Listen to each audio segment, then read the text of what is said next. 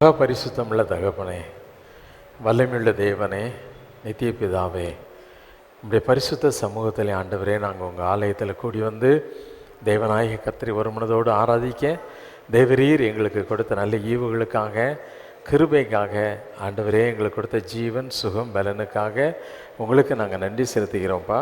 இந்த நாளிலும் உங்களுடைய கிருபையின்படி ஆண்டவரே எங்களுக்கு இறங்கும்படியாக செபிக்கிறோம். உங்களுடைய கிருபை மகா பெரியது. உங்களுடைய கிருபையை நம்பி உங்களுடைய கிருபாசன தண்டிலே நாங்கள் கிட்டி சேருகிறோம். தேவநாயக கர்த்தர் தம்முடைய பிரசன்னத்தால் எங்களை மூடும்படியாய் செபிக்கிறோம். பரிசுத்த ஆவியானவரே, எங்களை வல்லமையினால் நிரப்புவீராக. பலனுள்ளவர்களாய் எங்களை எடுத்து நிறுத்தும்படியாய் செபிக்கிறோம். இந்த ஆராதனை ஒரு புத்தியுள்ள ஆராதனையாய் எங்களுக்கு மாற்றி தாங்கப்பா. ஆவியோடும் உண்மையோடும் உண்மை தொழுது கொள்ள, ஆராதிக்க, பரிசுத்த அலங்காரத்தோடு தேவனை தொழுது கொள்ள எங்கள் எல்லாருக்கும் கிருபை செய்யுங்க. ஆவியானுடைய கரம் எங்களோடு தங்கி இருக்கட்டும். பாடுகிற பாடல்களை உணர்ந்து பாட எங்களுக்கு உதவி செய்யுங்க. ஒரு மனதே எங்களுக்குள் கட்டளையிடுங்க. பொல்லாத சத்துரு எந்த விதத்திலும் இடையூறு செய்யாதபடி நசரேயனாகிய இயேசுவின் நாமத்தில் சத்துருவை நான் கடிந்து கொண்டு அப்புறப்படுத்தி செபிக்கிறேன். தெய்வ பிரசன்னம் எங்களை ஆளுகை செய்யட்டும். இயேசுவின் நாமத்தில் ஜெபிக்கிறேன் பிதாவே, ஆமென். உட்காரும். உன்னத பாடல்கள் 292வது பாடல்.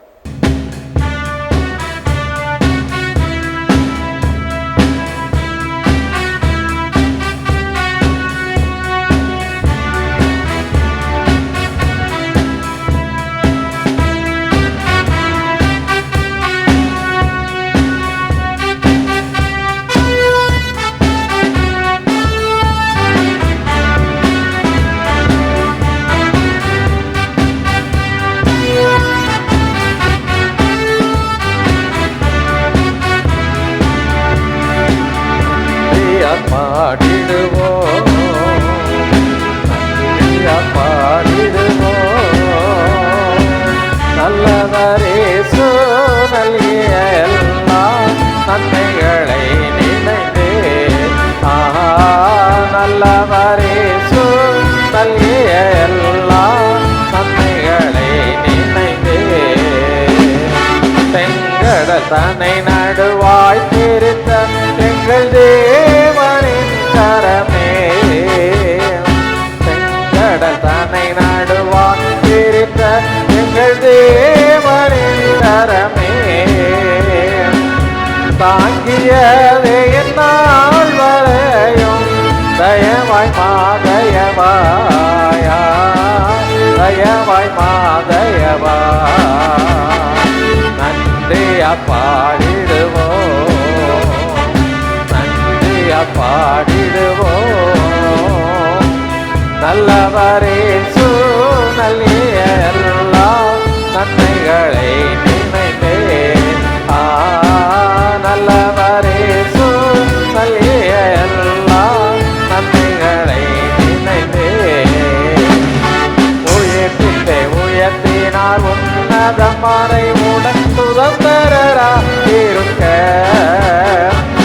உயர்த்திட்டே உயர்த்தினார் உன்னதமாரை உடன் சுதந்திரரா இருக்க,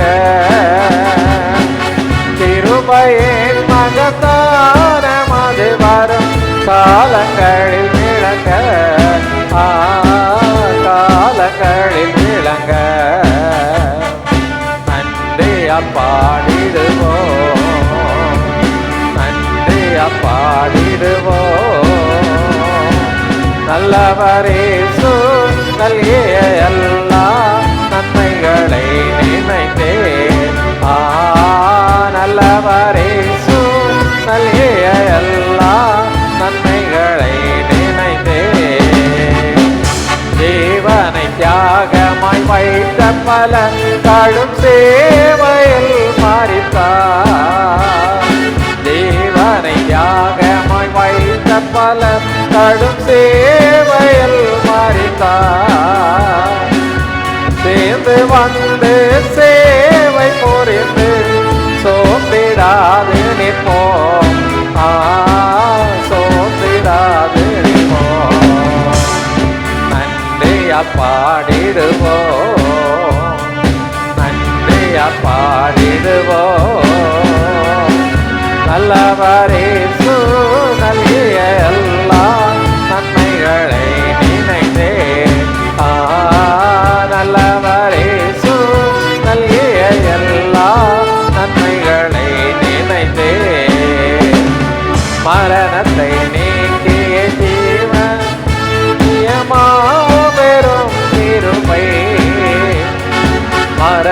மரணத்தை நீக்கிய ஜீவனை அருளிய மாபெரும் கிருபை மாநிலத்தோக்கீசு சுவிசேஷ ஒளியா சுவிசேஷ ஒளியா நன்றியால் பாடிடுவோம் நன்றியால் பாடிடுவோம் நல்லவரேசு நல்கிய எல்லா நன்மைகளை நினைந்தே நல்லவரேசு நல்கிய எல்லா நன்மைகளை நினைந்தே. அல்லேலூயா. யாரும் எழுந்து 269வது பாடலை பாடும். ஆராதிப்பேன் நான் ஆராதிப்பேன் ஆண்டவர் இயேசுவை ஆராதிப்பேன். அல்லேலூயா. ஆலயத்தில் கூடி வரும் பொழுதெல்லாம் தெய்வநாயக கர்த்தரை ஆராதிக்கும் நோக்கத்தோடு நிச்சயம் கூடி வரோம் இல்லை? அப்படி தானே? ஆண்டவரை ஆராதிக்க கூடி வந்திருக்கிறோம். ஆண்டவரை ஆராதிக்க கூடி வந்திருக்கோம். ஆண்டவரை முழு உள்ளத்தோடும் முழு பலத்தோடும் என்ன செய்யணும்? நாம் ஆராதிக்கணும். முழு உள்ளத்தோடு. எண்ணத்தை இன்னொரு இடத்துல வச்சுட்டு ஆண்டவர் நம்ம என்ன செய்யக்கூடாது? ஆராதிக்கக்கூடாது. நம்முடைய எண்ணமெல்லாம் ஆண்டவர் நோக்கி என்ன செய்யணும்? இருக்கணும். அவர் பரிசுத்தமுள்ள தேவன் நம்ம மத்தியில் வந்திருக்கிறாரு. அவர் வாக்குத்தத்தத்தில் உண்மையுள்ள தேவன், அதரிசனமான தேவன் அவர். அல்லேலூயா. நம்ம சிங்காசனத்தின் அதிபதி நம்முடைய தேவனாய கர்த்தர் சிங்காசனத்தின் அதிபதி இல்லையா? சிங்காசனத்தில் வீற்றிருக்கக்கூடிய தேவன் நம்ம எல்லாரையும் பார்த்து கொண்டு இருக்கிறார். நம்ம உள்ளந்திரியங்களை ஆராய்ந்து அறிகிற கர்த்தர், சர்வ வல்லமையுள்ள தேவன், சர்வ வல்லமையுள்ள தேவன் அவர். அல்லேலூயா. அல்லேலூயா. மனுஷன் கண்டுபிடிச்ச ஒரு சாதாரண மிஷினு வானத்துக்கு மேலே ஒரு சேட்டலைட்டாக உட்காந்துக்கிட்டு பூமிக்கு அடியில் யாராவது குழி தோண்டி உட்காந்துருந்தா கூட அவங்கள என்ன செய்யுது? கண்டுபிடிச்சிது இல்லை? கண்டுபிடிச்சதா இல்லையா? ஆமாம். மனுஷனுடைய மூளையே அவ்வளோ இருக்குன்னா நீ உள்ளத்தில் என்ன நினைக்கிற, உன்னுடைய எண்ணம் என்ன, எல்லாவற்றையும் அறிகிற கர்த்தர் நம்முடைய தேவனாய கர்த்தர். அல்லேலூயா. சர்வ வல்லமையை பொருந்திய தேவன். அவரை ஆராதிக்கிறோம் என்ற எண்ணம் நம்ம மனசில் என்ன செய்யணும்? இருக்கணும். அந்த வல்லமையுள்ள தேவனை நாம் முழு மனதோடு முழு பலத்தோடு ஆவியில் நிறைந்து நம்ம மத்தியில் தூதருடைய சேனை இருக்குது அப்படிங்கிற ஒரு எண்ணத்தோடு கூட தேவனை நாம் என்ன செய்யணும்? துதிக்க வச்சுருதானா?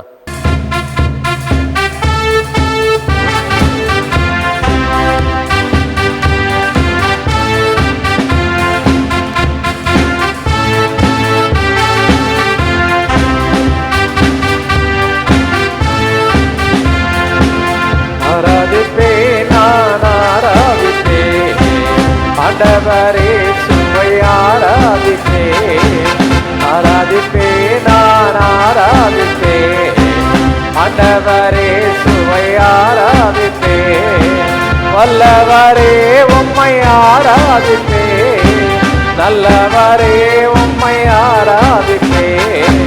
வல்லவரே உம்மை ஆராதிப்பேன், நல்லவரே உம்மை ஆராதிப்பேன்.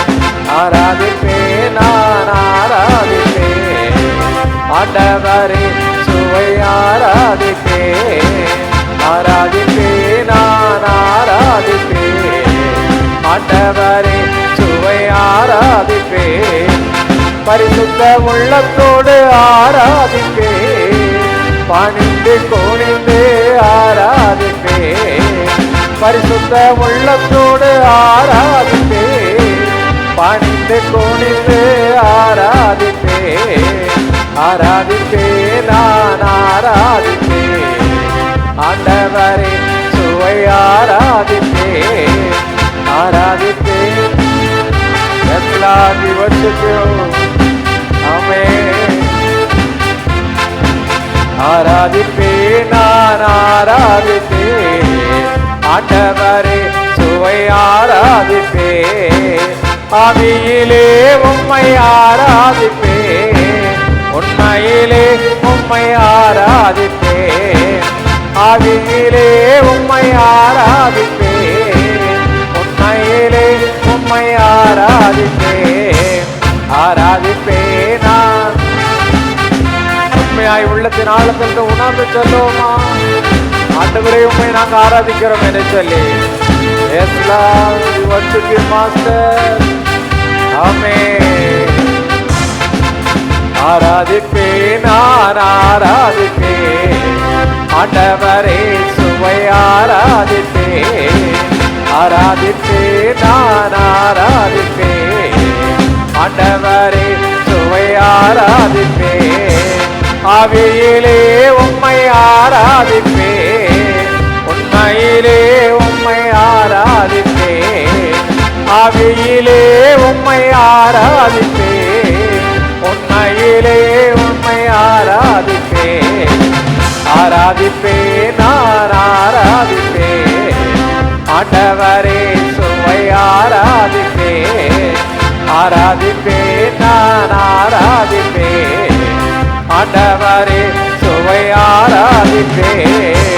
தூதர்களோடு ஆராதிப்பேன், தோத்திர பலியோடு ஆராதிப்பேன், தூதர்களோடு ஆராதிப்பேன், தோத்திர பலியோடு ஆராதிப்பேன். சொல்லுமா, களோடு ஆராதிப்பேன், தோத்திர பலியோடு ஆராதிப்பேன், ஆராதிப்பேன் நான் ஆராதிப்பேன், ஆண்டவரே சுவை ஆராதிப்பேன், ஆராதிப்பேன் நான் ஆராதிப்பேன், ஆண்டவரே சுவை ஆராதிப்பேன்.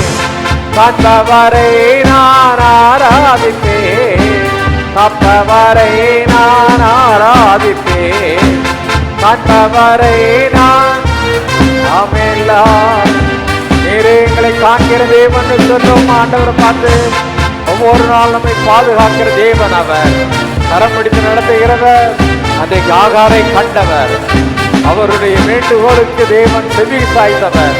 ஹல்லேலூயா, ஆமென்.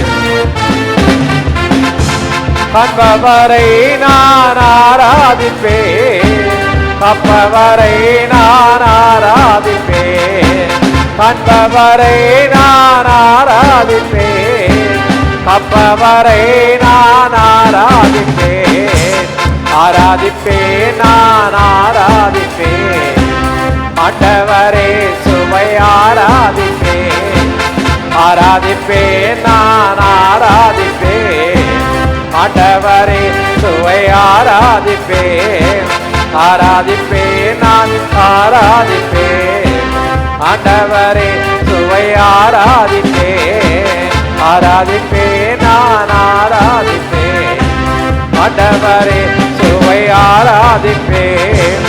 ஆவியிலே உம்மை ஆராதிப்பேன், உண்மையிலே உம்மை ஆராதிப்பேன், ஆவியிலே உம்மை ஆராதிப்பேன், உண்மையிலே உம்மை ஆராதிப்பேன். காண்பவரை நான் ஆராதிப்பேன், காப்பவரை நான் ஆராதிப்பேன், தூதர்களோடு ஆராதிப்பேன், தோத்திர பலியோடு ஆராதிப்பேன், ஆராதிப்பேன் நான். உண்மை நாங்கள் ஆராதிக்கிறோம். ஹல்லேலூயா, எல்லாம் சொல்லுவோமா, உண்மையே நாங்கள் ஆராதிக்கிறோம். ஆண்டவரே, வானாதி வானங்களை உருவாக்கினவரே, சர்வ வல்லமை உள்ளவரே, நல்ல தேவரே, உண்மை ஆராதிக்கிறோம் சொல்லுவோமா. ஆமென். ஆராதிப்பேன் ஆண்டவரே, சுவை ஆராதிப்பேன், வல்லவரே உம்மை ஆராதிப்பேன், நல்லவரே உம்மை ஆராதிப்பேன், வல்லவரே உம்மை ஆராதிப்பேன், நல்லவரே உம்மை ஆராதிப்பேன், வல்லவரே உம்மை ஆராதிப்பேன், நல்லவரே உம்மை ஆராதிப்பேன், வல்லவரே உம்மை ஆராதிப்பேன், நல்லவரே உம்மை ஆராதிப்பேன், ஆராதிப்பேன் நான் ஆராதிப்பேன், ஆண்டவரே சுவை ஆராதிப்பேன், ஆராதிப்பேன், நான் ஆராதிப்பேன்.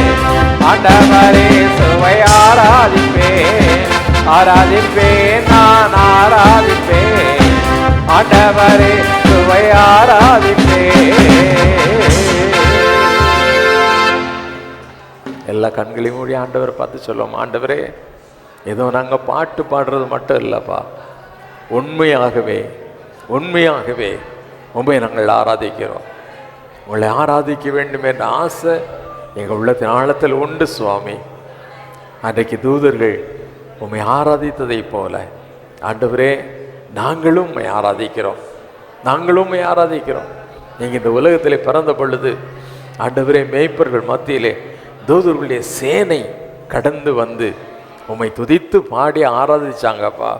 மக்கு மகிமை செலுத்துகிறாங்க, நாங்களும் அந்த மகிமையை செலுத்துகிறோம். முழு மனதோடு முழு ஆத்மாவோடு முழு பலத்தோடு உமக்கு நாங்கள் மகிமை செலுத்துகிறோம், உமக்கு நாங்கள் மகிமை செலுத்துகிறோம். Give all the glory you truly are. ஆண்டவரே உமக்கே நாங்கள் மகிமை செலுத்துகிறோம், உமக்கே நாங்கள் மகிமை செலுத்துகிறோம். மகிமைக்கு பாத்திரமானவரே, துதிகளின் மத்தியில் வாசம் பண்ணுகிறவரே, சேராபீன்களும் ஓயாமல் புகழ்ந்து போற்றுகிற எங்கள் பரிசுத்த தேவனே, உம்மை நாங்கள் ஆராதிக்கிறோம்னு சொல்லும்.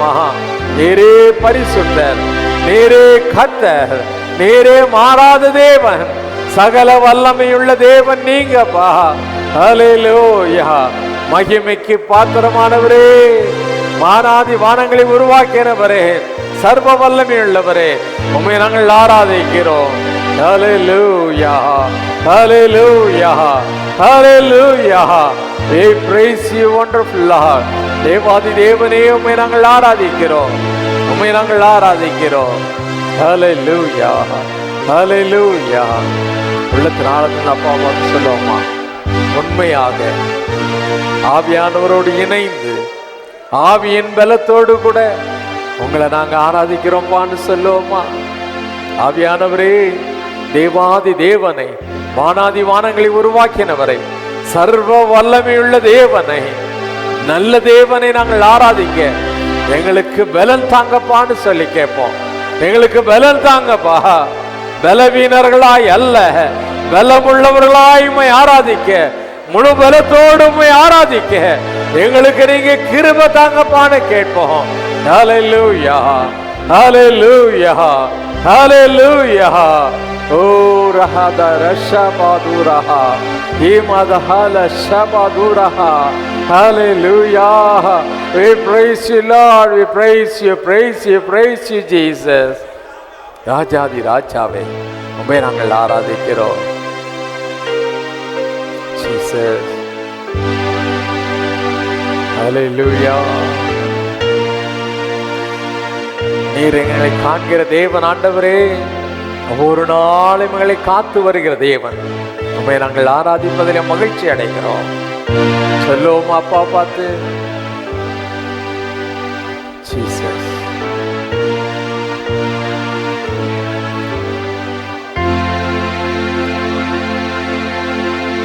காண்பவரே உம்மை ஆராதிப்பே,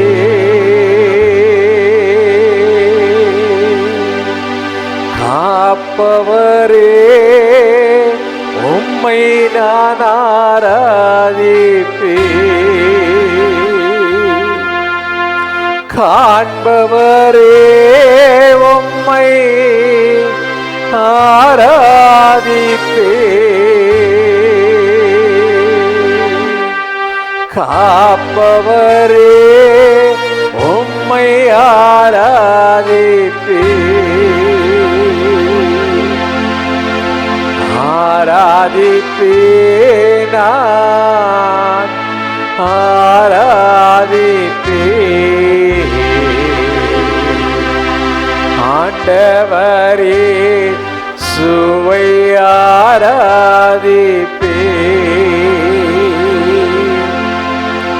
ஆராதிப்பே நான் ஆராதிப்பே, ஆண்டவர் இயேசுவை ஆராதிப்பே.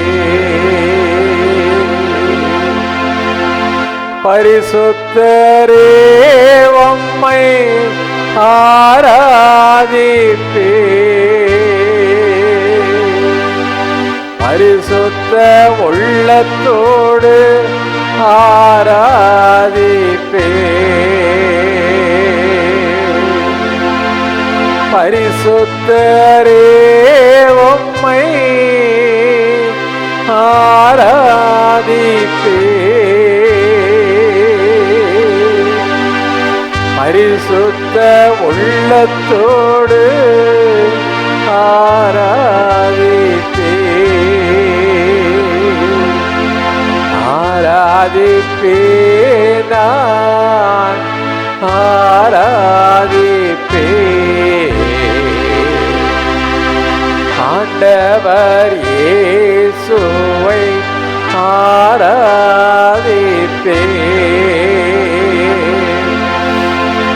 ஆராதிப்பே நான் ஆராதிப்பே. ஆண்டவர் இயேசுவை ஆராதிப்பே.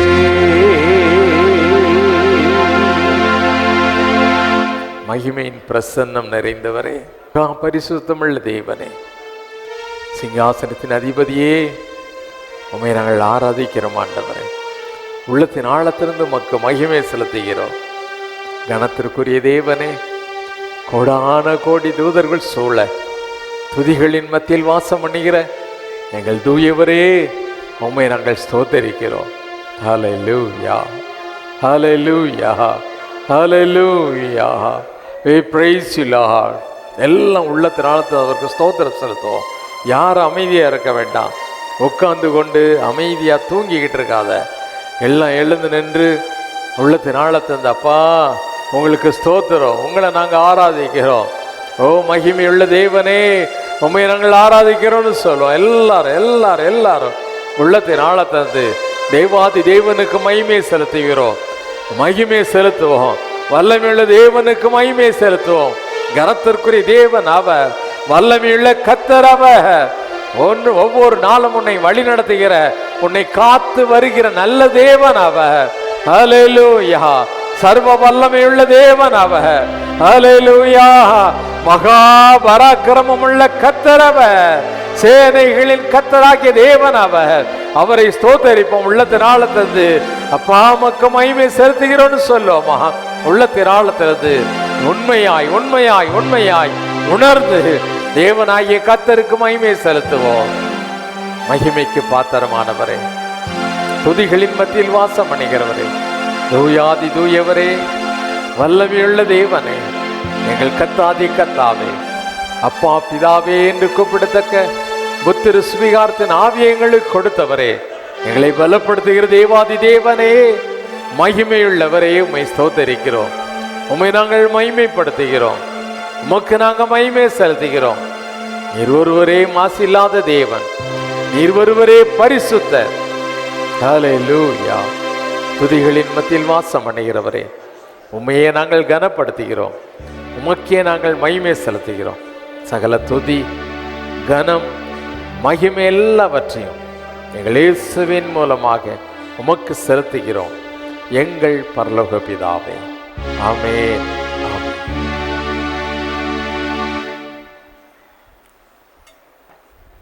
நின்றோனமாக சங்கீதம் 30 சங்கீதம் 1 முதல் 12 வசனம் முடிய.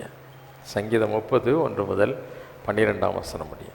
கர்த்தாவே, என் சத்துருக்கள் என்னை மேற்கொண்டு மகிழ ஒட்டாமல் நீர் என்னை கைதூக்கி எடுத்தபடியினால் நான் உம்மை போற்றுவேன். கூப்பிட்டேன், என்னை நீர் குணமாக்கினீர்.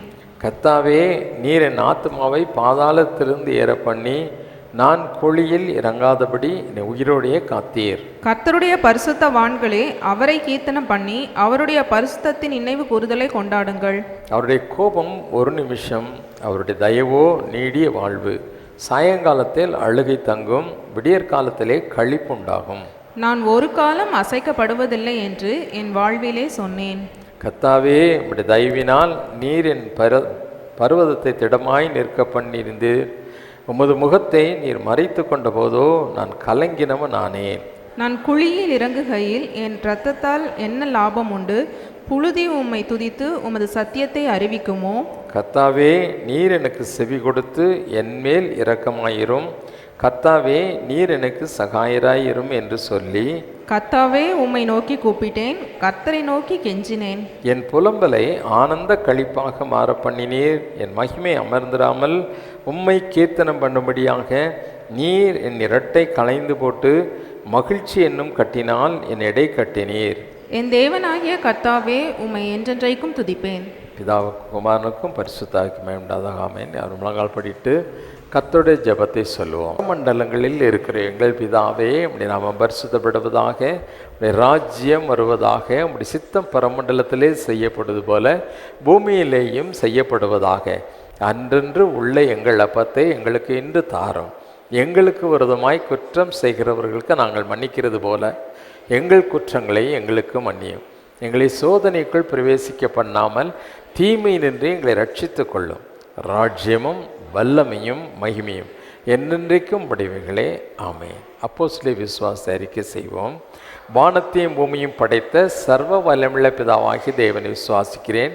உடைய ஒரே பேரான குமாரனாகிய நம்முடைய நாதர் இயேசு கிறிஸ்துவையும் விசுவாசிக்கிறேன். அவர் பரிசுத்த ஆவியினாலே கன்னி மரியாளிடத்தில் உற்பவித்து பிறந்தார். பொந்திய பிலாத்துவின் காலத்தில் பாடுபட்டு சிலுவையில் அறையுண்டு மரித்து அடக்கம் பண்ணப்பட்டு பாதாளத்தில் இறங்கினார். 3ஆம் நாள் மரித்தொடத்திலிருந்து எழுந்தொழினார். பரமண்டலத்துக்கேறி சர்வ வல்லமுள்ள பிதாவாகி தன்னுடைய வலது பாசத்திலே வீற்றிருக்கிறார். அவ்விடத்திலிருந்து உயிரோரையும் மரித்தோரையும் நியாயந்தீர்க்க வருவார். பரிசுத்த ஆவியும் விசுவாசிக்கிறேன். பொதுவாயிருக்கிற பரிசுத்த சபையும் பரிசுத்தவான்களுடைய ஐக்கியமும் பாவம் மன்னிப்பும் சரீர உயிர்த்தெழுதலும் நித்திய ஜீவனமும் என்று விசுவாசிக்கிறேன். ஆமென். உட்காருவோம். வேதத்திலிருந்து ஒரு பகுதியை வாசிக்க கேட்போம். வாசிக்கும்படியாக குறிக்கப்பட்ட வேத பகுதி சங்கீதங்களின் புஸ்தகம் 91ஆம் சங்கீதம் 1 முதல் 16ஆம் வசனம் உடைய டைட்டஸை வாசிக்க கேட்போம். வாசிக்கும்படியாக குறிக்கப்பட்ட வேத பகுதி சங்கீதம் 91 1 முதல் 16 வரை. சங்கீதம் 91 1 முதல் 16 வரை. உன்னதமானவரின் மறைவில் இருக்கிறவன் சர்வ வல்லவருடைய நிழலில் தங்குவான். நான் கர்த்தரை நோக்கி, நீர் என் அடைக்கலம், என் கோட்டை, என் தேவன், நான் நம்பியிருக்கிறவர் என்று சொல்லுவேன். அவர் உன்னை வேடனுடைய கண்ணிக்கும் பாழாக்கும் கொள்ளை நோய்க்கும் தப்புவிப்பார். அவர் தமது சிறகுகளாலே உன்னை மூடுவார். அவர் செட்டைகளின் கீழே அடைக்கலம் புகுவாய். அவருடைய சத்தியம் உனக்கு பரிசையும் கேடகமும் ஆகும். இரவில் உண்டாகும் பயங்கரத்துக்கும் பகலில் பறக்கும் அம்புக்கும் இருளில் நடமாடும் கொள்ளை நோய்க்கும் மத்தியானத்தில் பாழாக்கும் சங்காரத்துக்கும் பயப்படாதிருப்பாய். உன் பக்கத்தில் 1000 பேரும் உன் வலது புறத்தில் 10000 பேரும் விழுந்தாலும் அது உன்னை அணுகாது. உன் கண்களால் மாத்திரம் நீ அதை பார்த்து துன்மார்க்கருக்கு வரும் பலனை காண்பாய். எனக்கு அடைக்கலமாய் இருக்கிற உன்னதமான கர்த்தரை உனக்கு தாபரமாக கொண்டாய். ஆகையால் பொல்லாப்பு உனக்கு நேரிடாது, வாதை உன் கூடாரத்தை அணுகாது. உன் வழிகளில் எல்லாம் உன்னை காக்கும்படிக்கு உனக்காக தம்முடைய தூதர்களுக்கு கட்டளையிடுவார். உன் பாதம் கல்லில் இடராத படிக்கு அவர்கள் உன்னை தங்கள் கைகளில் ஏந்தி கொண்டு போவார்கள். சிங்கத்தின் மேலும் விரியன் பாம்பின் மேலும் நீ நடந்து பால சிங்கத்தையும் வலு சர்ப்பத்தையும் மிதித்து போடுவாய். அவன் என்னிடத்தில் வாஞ்சியாய் இருக்கிறபடியால் அவனை விடுவிப்பேன். என் நாமத்தை அவன் அறிந்திருக்கிறபடியால் அவனை உயர்ந்த அடைக்கலத்திலே வைப்பேன். அவன் என்னை நோக்கி கூப்பிடுவான், நான் அவனுக்கு மறு உத்தரவு அருளி செய்வேன். ஆபத்தில் நானே அவனோடு இருந்து அவனை தப்புவித்து அவனை கனப்படுத்துவேன். நீடித்த நாட்களால் அவனை திருப்தியாக்கி என் ரட்சிப்பை அவனுக்கு காண்பிப்பேன். வாசிக்கும்படியாக குறிக்கப்பட்ட வேத பகுதி வாசித்தாயிற்று.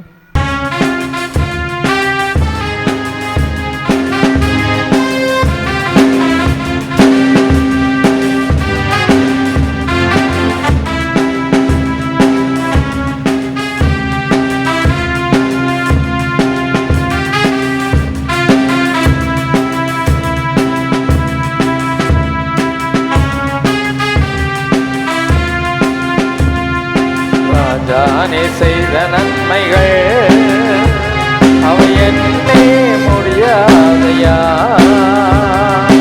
ஏறெடுப்பே நன்றி பலி என் ஜீவனாளெல்லாம். நான் ஏறெடுப்பே நன்றி பலி என் ஜீவனாளெல்லாம்.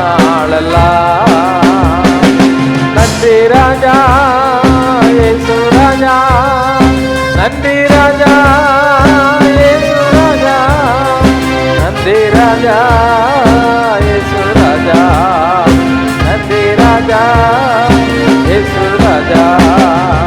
ராஜானே செய்த நன்மைகள் அவை எண்ணே முடியாதையா. ஏறெடுப்பேன் நன்றி பலி தேவனா எல்லாம். நான் ஏறெடுப்பேன் நன்றி பலி தேவனா எல்லாம். அதிகாலை நேரம் தட்டி தட்டி எழுப்பி ஒரு கிருபை தந்தீரையா. ஆனந்த மழையில் நனைந்து நனைந்தது நன்றி சொல்ல வைத்தீரையா. ஆனந்த மழையில் நனைந்து நனைந்தது நன்றி சொல்ல வைத்தீரையா. நன்றி ராஜா, இயேசு ராஜா, நன்றி ராஜா, இயேசு ராஜா, நன்றி ராஜா, இயேசு ராஜா, நன்றி ராஜா, இயேசு ராஜா. ராஜானே செய்த நன்மைகள் எண்ணே முடியாதையா. ஏறெடுப்பேன் நன்றி பலி தேவனாளெல்லாம். நான் ஏறெடுப்பேன் நன்றி பலி தேவனாளெல்லாம். வேதத்தின் ரகசியம் அறிந்திட புரிந்து வெளிச்சம் தந்தீரையா. வேதத்தின் ரகசியம் அறிந்திட புரிந்திட வெளிச்சம் தந்தீரையா. பாதம் அமர்ந்து நானும் குரல் கேட்கும் பாக்கியம் தந்தீரையா.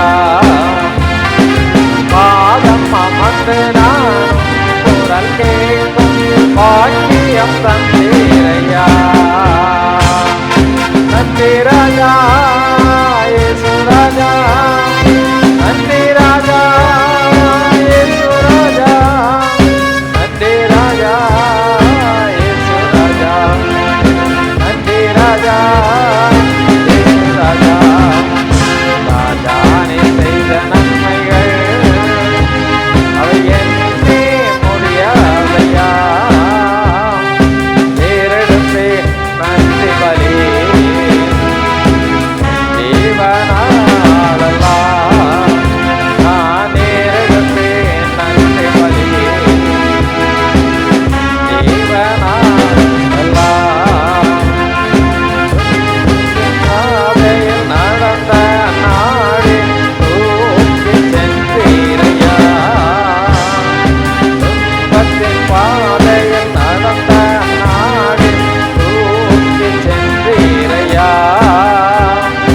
அன்பரும் கரத்தால் அணைத்து அணைத்தது அதிசயம் செய்தீரையா. அன்பரும் கரத்தால் அணைத்து அணைத்தது அதிசயம் செய்தீரையா.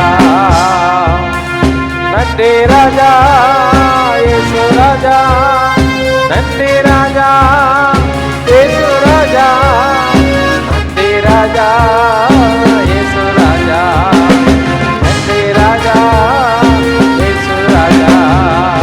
ராஜானே செய்த நன்மைகள் எண்ணே முடியாதையா. ஏறெடுப்பேன் நன்றி பலி தேவனாளெல்லாம். ஏறெடுப்பேன் நன்றி பலி தேவனாளெல்லாம். இந்த நாளில் மறுமொழி கொடுத்து விடுதலை தந்தீரையா. கூப்பிட்ட நாளில் மறுமொழி கொடுத்து விடுதலை தந்தீரையா. குறைகளை நீக்கி கரைகளை போக்கி கூடவே வைத்தீரையா. குறைகளை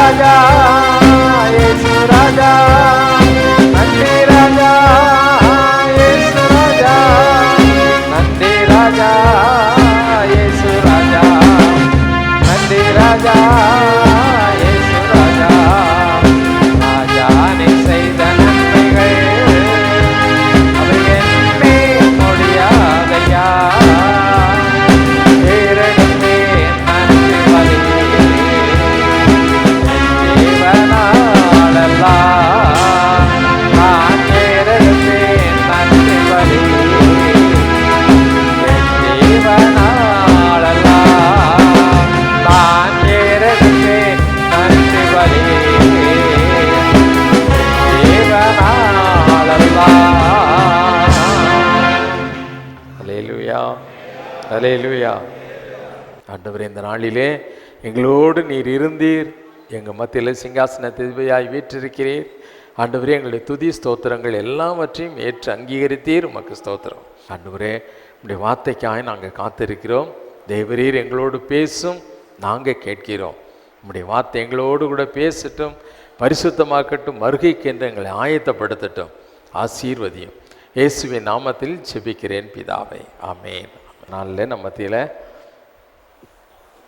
எபி செய்தி கொடுப்பாங்க, கவனமாய் செய்தி. ஒரு நிமிஷம் கண்களை மூடி ஆண்டவருடைய சமூகத்தை நோக்கி பார்ப்போம். எங்கள் இறக்கமுள்ள அன்பு பரிசுத்த பிதாவே, இயேசுவின் நாமத்தினாலே உங்களுடைய சமூகத்துக்கு தான் வரணும்ப்பா. நீங்கள் கூட்டிகிட்டு வந்த ஒவ்வொருவருக்காகவும் உங்களுக்கு நன்றி செலுத்துகிறேன். எங்களை ஒவ்வொருவரையும் நீங்கள் தகுதிப்படுத்தி மீண்டும் ஒரு விஷயம் உங்களுடைய சமூகத்துக்கு வர உதவி செஞ்சுருக்கீங்க சுவாமி. அந்த மகாபெரிய பாக்கியத்திற்காக, உங்களுடைய பிரசனத்தில் இருக்கிற அந்த கிருபைக்காக உங்களுக்கு நன்றி செலுத்துகிறேன். உங்களுடைய பிரசனத்தினால் இருக்கிற மகிழ்ச்சியினால் வந்திருக்கிற ஒவ்வொருவருடைய இருதயத்தையும் நீங்கள் நிரப்ப வேண்டுமாக நான் ஜெபிக்கிறேன். தேவ கிருபை சூழ்ந்து கொள்ளட்டும், தேவ வல்லமை ஆசீர்வதிக்கட்டும். இயேசுவின் நாமத்தினால் எங்கள் ஜெபங்களை எடுக்கிறோம் பரிசுத்த பிதாவே, ஆமென். இன்னைக்கு நம்ம பார்க்க போகிற தலைப்பு வெற்றி உள்ளும் புறமும். வெற்றி உள்ளேயும் வெற்றி இருக்கணும், வெளியிலையும் வெற்றி இருக்கணும். இந்த தலைப்பை தான் நம்ம இன்னைக்கு மையமாக வச்சு பார்க்க போகிறோம். வெற்றி இல்லை விரும்பாதவங்க யாராவது இருக்குமா? யாராவது இருக்குமா? ஸ்கூலில் போய் படித்தா பையன் என்ன நினைப்பான்? அது சில பேர் நினைக்க மாட்டாங்க. நான்லாம் வந்து ஃபஸ்ட் ரேங்க் எடுக்கணும்னு நான் என் கனவுல கூட ஒரு நாள் கூட நினச்சதே கிடையாது. அந்த விருப்பமும் நம்மளுக்கு என்ன பண்ணதில்லை, வந்ததில்லை. ஏன்னா நம்மளுக்கு என்ன தெரியும், பூமி கூட இப்படி மாறி சுற்றிடும் நம்ம ஃபஸ்ட் ரேங்க் எடுக்கிறதுக்கு. அதனால நம்மளுக்கு சம்மந்தம் எல்லாம் நினச்சி விட்டுருவோம். அடுத்தது வேலைக்கு போகிறீங்க, என்ன வேலைக்கு போகணும்னு நினைப்பாங்க? பெரிய இடத்துல போய் வேலையை பார்க்கணும், ஆர்டருக்கு சுத்தமானா இந்தியாவில் கூட இருக்கக்கூடாது, எங்கே போயிடணும், வசதி வாய்ப்பு நிறைந்த நாட்டுக்கு போய் வேலை பார்க்கணும் அப்படின்ட்டு அதை வெற்றின்னு நினைப்பாங்க. இதெல்லாம் நம்ம என்ன சொல்கிறோம்? வெற்றி அப்படின்னு நம்ம சொல்கிறோம்.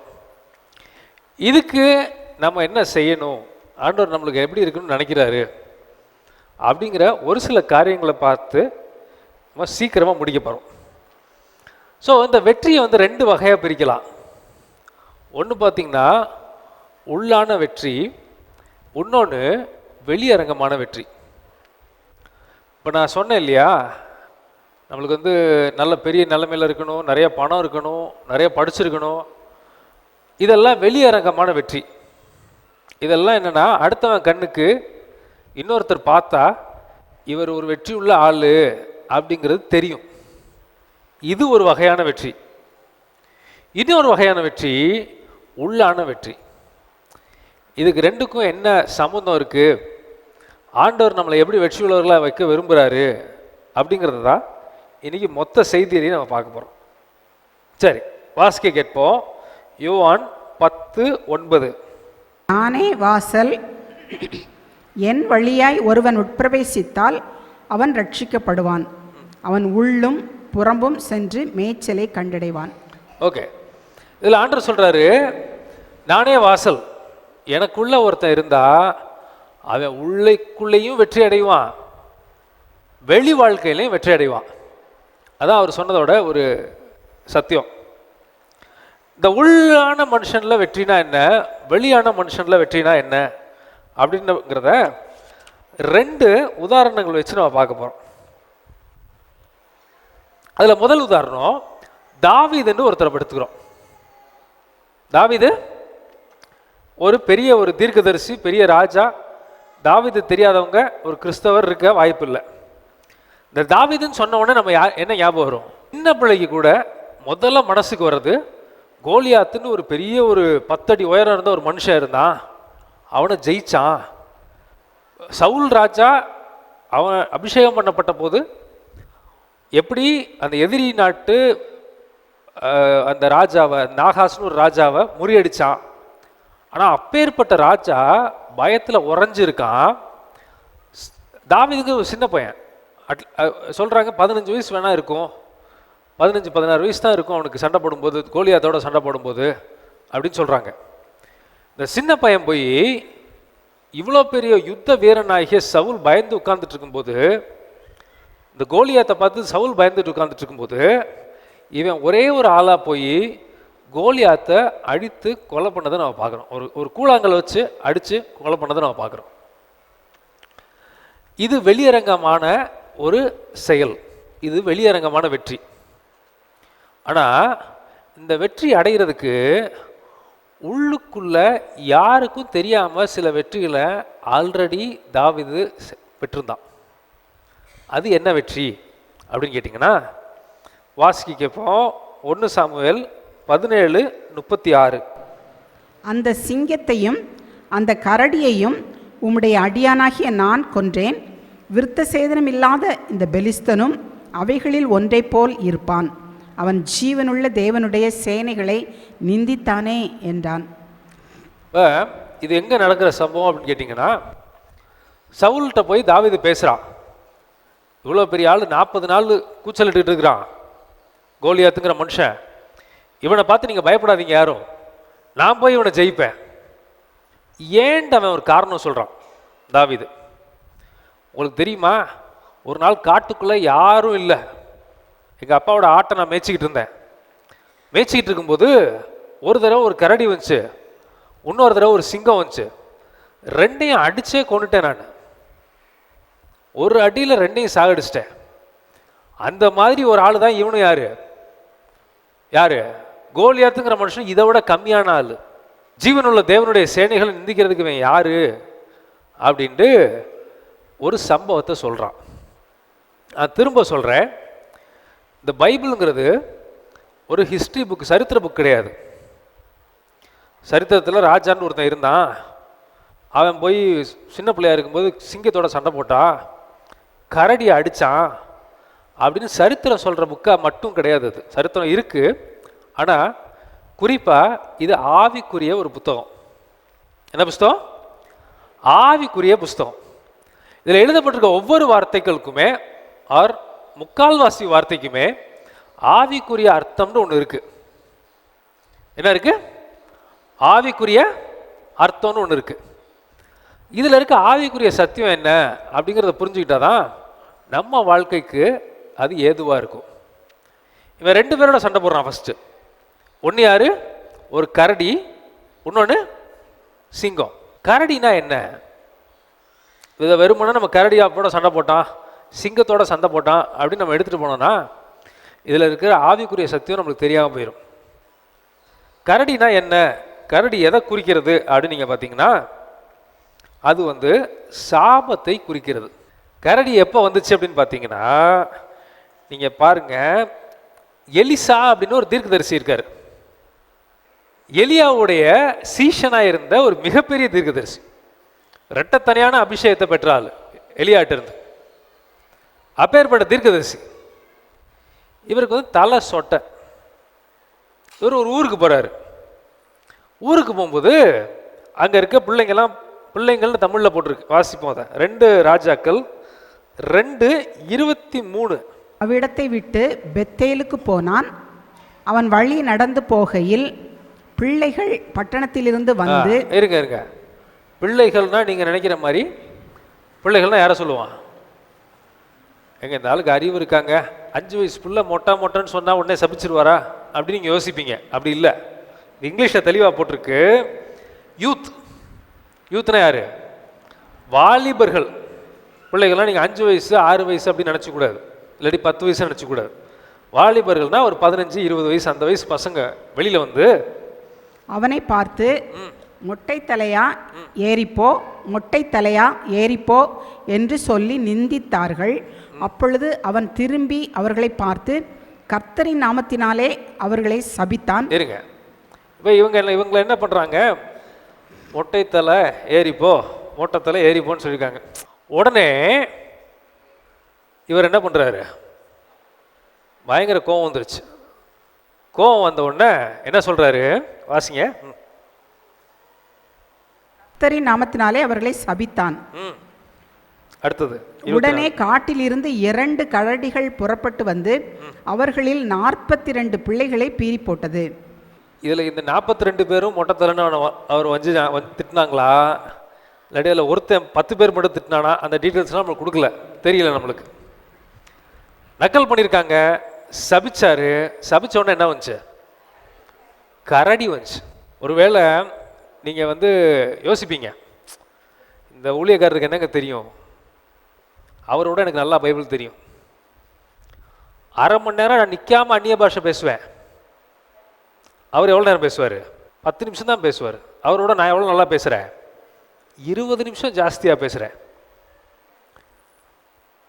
அப்படிதான் மோசேட்ட வந்து யார் பேசினா? மிரியாம் பேசினா. உன்கிட்ட மட்டும் தான் ஆண்டவர் பேசுகிறாரா? ஏன் நான் என்கிட்ட பேசுறது இல்லையா?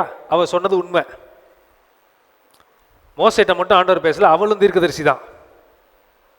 அவள் ஒன்றும் சும்மா சாதாரண நம்மள மாதிரி ஆள் கிடையாது. மோசே கிட்ட பேசின விஷயத்த காட் அவட்டையும் பேசியிருக்கலாம்.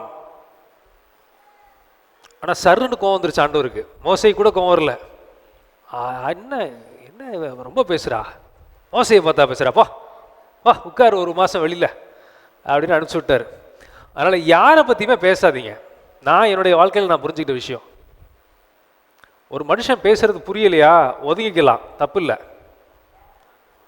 அந்த ஊழியக்காரர் அப்படி ஆயிட்டாராமா, இதே வேலையாக சில பேர் பண்ணிகிட்டு இருப்பாங்க. இந்த மாதிரி காரியங்களை உட்கார்ந்து ரொம்ப பேசி உங்கள் நாவினால் பாவம் செய்கிற மாதிரி நீங்கள் என்ன பண்ணிக்காதீங்க. அது அவன் பிரச்சனை, அவர் பிரச்சனை. ஏன் பிரச்சனை? அவர் பிரச்சனை. இது எனக்கு வேலையே. அவன் மோசங்க இவன் மோசங்கன்னு பேசுகிறதையே ஒரு தொழிலாக சில பேர் யூடியூப்பில் பண்ணிகிட்டு இருக்காங்க. அவங்க பண்ணட்டும், அது அவங்க பிரச்சனை, அவர் பிரச்சனை. நம்ம போய் என்ன பண்ணக்கூடாது, அதில் மாட்டிக்கக்கூடாது. சாதாரணமாக தெரியுமா ஒருத்தன், அவன் பெரிய ஆளாக ஆண்டவர் வச்சுருப்பார். பெரிய ஆளாக ஒருத்தர் இருப்பார், அவர் சாதாரணமாக ஆண்டவர் வச்சுருப்பார். கோலியாத்துக்கு ஆண்டவர் ஃபிக்ஸ் பண்ண வேல்யூ எவ்வளோ? கோலியாத்து 10 அடி உயரங்க, பீரங்கி எடுத்துகிட்டு போனாரா? அவனுக்கு ஆண்டவர் மரியாதை வச்சுருந்தது கல், அவ்வளோதான் அவனுக்கு வேல்யூ. தாவீது சின்ன பையன், அவனை ஆண்டவர் பெருசாக பார்த்தார். என் இருதைக்கு ஏற்றவன் சர்டிஃபிகேட் கொடுத்து போர்டு போட்டு சர்டிஃபிகேட் மாட்டி வச்சிட்டார். அப்போ கடவுளுடைய பார்வையில் யார் பெரியவனாக இருக்கிறான், யார் சின்னவனாக இருக்காங்கிறது நம்மளுக்கு தெரியாது. நம்ம போய் ஏதாவது சொல்லி நம்ம என்ன பண்ணிக்கக்கூடாது, மாட்டிக்கக்கூடாது. அப்போ இதில் ஜாக்கிரதையாக இருக்க வேண்டிய விஷயம் ஒரு விஷயம். அப்போ எதுக்கு இங்கே வந்தோம் அப்படின்னா, கரடிங்கிறது எதை குறிக்கிறது? சாபத்தை குறிக்கிறது. சாபத்தை குறிக்கிற ஒரு பதம் தான், ஒரு எடுத்துக்காட்டு தான் கரடிங்கிறது. இதுதான் ஆவிக்குரிய பெர்ஸ்பெக்டிவ்ங்கிறது, ஆவிக்குரிய கண்ணோட்டங்கிறது இதுதான். ரெண்டாவது இன்னொன்று சொல்கிறான். ஃபஸ்ட்டு நான் என்ன பண்ணேன், சிங்கத்தை நான் போய் அடித்தேன். சிங்கங்கிறது யார்? யூத ராஜ சிங்கம் அப்படின்னு கிறிஸ்துவ குறிக்கிறத ஒரு பதமாகவும் சிங்கத்தை பயன்படுத்துகிறாரு ஆண்டவர். ஆனால் சிங்கத்துக்கு இன்னொரு ஒரு அர்த்தமும் இருக்குது. சங்கீதம் 91:13, சிங்கத்தின் மேலும் விரியன் பாம்பின் மேலும் நீ நடந்து பாலசிங்கத்தையும் வலு சர்ப்பத்தையும் மிதித்து போடுவாய். இதில் நீங்கள் பாருங்கள், சிங்கத்தின் மேலும் விரியன் பாம்பின் மேலும் நீ நடந்து பாலசிங்கத்தையும் வலு சர்ப்பத்தையும். அப்போ இதுங்க ரெண்டு பேரும் யாரு? ஒரே ஆள். சர்ப்பங்கிறது யாருன்னு நம்ம ஆதி ஆகமத்திலிருந்து வெளிப்படுத்தல் வரைக்கும் நம்மளுக்கு படித்தோம்னாலும் நம்மளுக்கு தெரியும். சர்ப்பங்கிறது சத்துருவாகிய சாத்தானை குறிக்கிறதான ஒரு வார்த்தை.